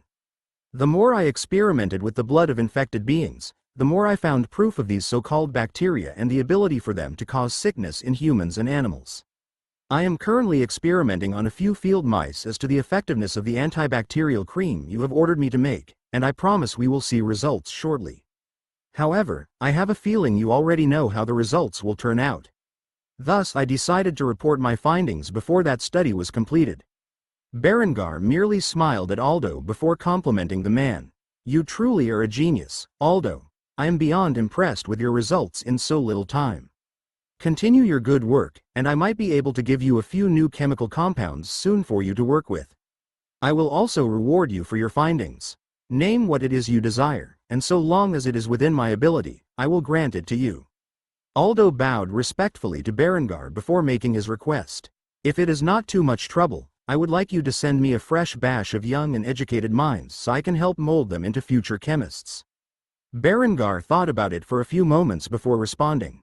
As soon as I have a group of potential candidates, I will send them your way, you have my word. With this, Aldo smiled before thanking Berengar. Thank you, Your Grace. With that, Berengar turned his attention to Ewald, where he began to ask the man what was on his mind. Did you have something to report to me as well, Ewald? The physician smiled before announcing his results. I, too, have made a significant discovery. By experimenting with human blood, I have found several different blood types. They are determined by the presence or lack thereof of specific antigens in the blood. I currently have seen 3 of these so-called blood types, A, B, and C. A has the A antigen in the red blood cell and the B antibody in the plasma. B has the B antigen in the red blood cell and the A antibody in the plasma. C has neither A nor B antigens in the blood cells, but both A and B antibodies in the plasma. After hearing this, Berengar immediately understood C to the O blood group from his previous life, and thus he decided to declare it as such. Should C be called O because there are 0 antigens in the blood cells? The man thought about it for a few moments before nodding his head in agreement. That makes sense. As with Aldo, all of these scientific terms that the man used were presented by Berengar when he aided them in their studies. Without it, they would have no idea what to look for. Under Berengar's guidance, these 2 men had made significant breakthroughs in the areas of medicine, and Berengar could not be more proud. As such, Berengar's smile was about as large as it could be when he praised Ewald. Well done, Ewald. I too shall grant you a reward for your efforts. Tell me what it is you desire. The man nodded his head in excitement upon hearing this and made his terms known. As with Aldo, I too desire more staffing, but I would also ask for more funding as well. Berengar nodded his head in agreement when he heard this and accepted the request. Done. I will approve of more funding to the scientific fields and split it between your 2 departments. As for the request for additional staff, I will make the same promise I made with Aldo.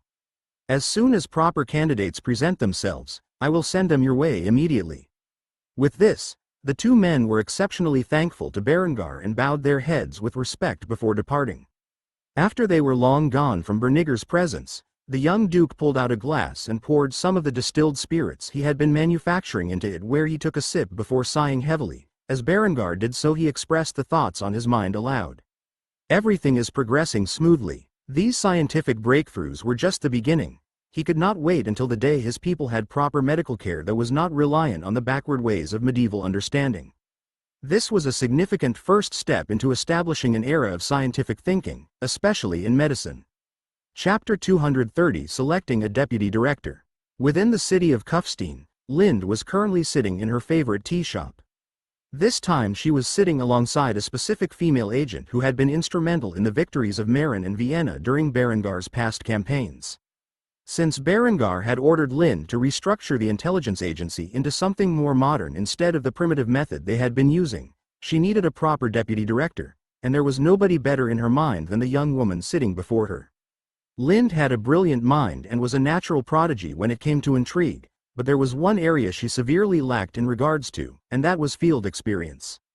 The woman before her had proven capable in not only the art of assassination but sabotage as well. She had a quick mind and could think critically even while under stress. She had proven fully capable of escaping volatile situations and establishing a proper replacement without the need to go up the ladder of command. Without her efforts in the field, Berengar's campaigns might have slowed down. Despite the fact that his army's firepower was overwhelming, the removal of specific vital figures and the sabotage of enemy supplies, equipment, and fortification were needed for a swift victory. This woman's name was Hema, and she was a Kufstein native.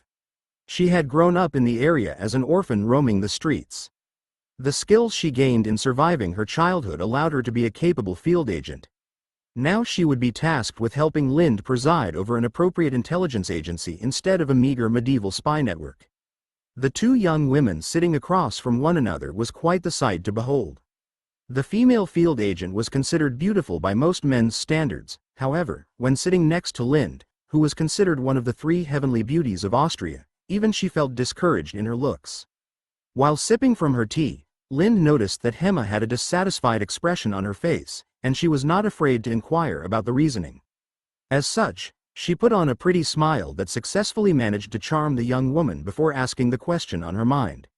"Is something the matter?" Hema was by no means a lesbian, but even she could not help but admire Linda's natural beauty and charming personality. As such, she merely sighed before admitting defeat. "It is nothing serious, I just realized I can't compete with you." It took Lind a moment to realize what the woman was talking about. When she did notice, she merely giggled before responding. "Oh sweetheart, there is no reason to compare yourself with me. You are beautiful in your own way." Hema instantly began to blush when she heard the compliment. As such, she quickly distracted herself by throwing herself into her work. It was a common habit of hers to do so when she felt uncomfortable. "So why am I here?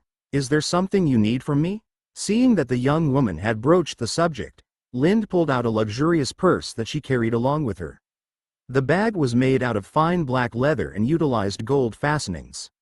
The latch itself was gold and studded with diamonds in the shape of a heart, and the strap that it was carried by was a golden chain.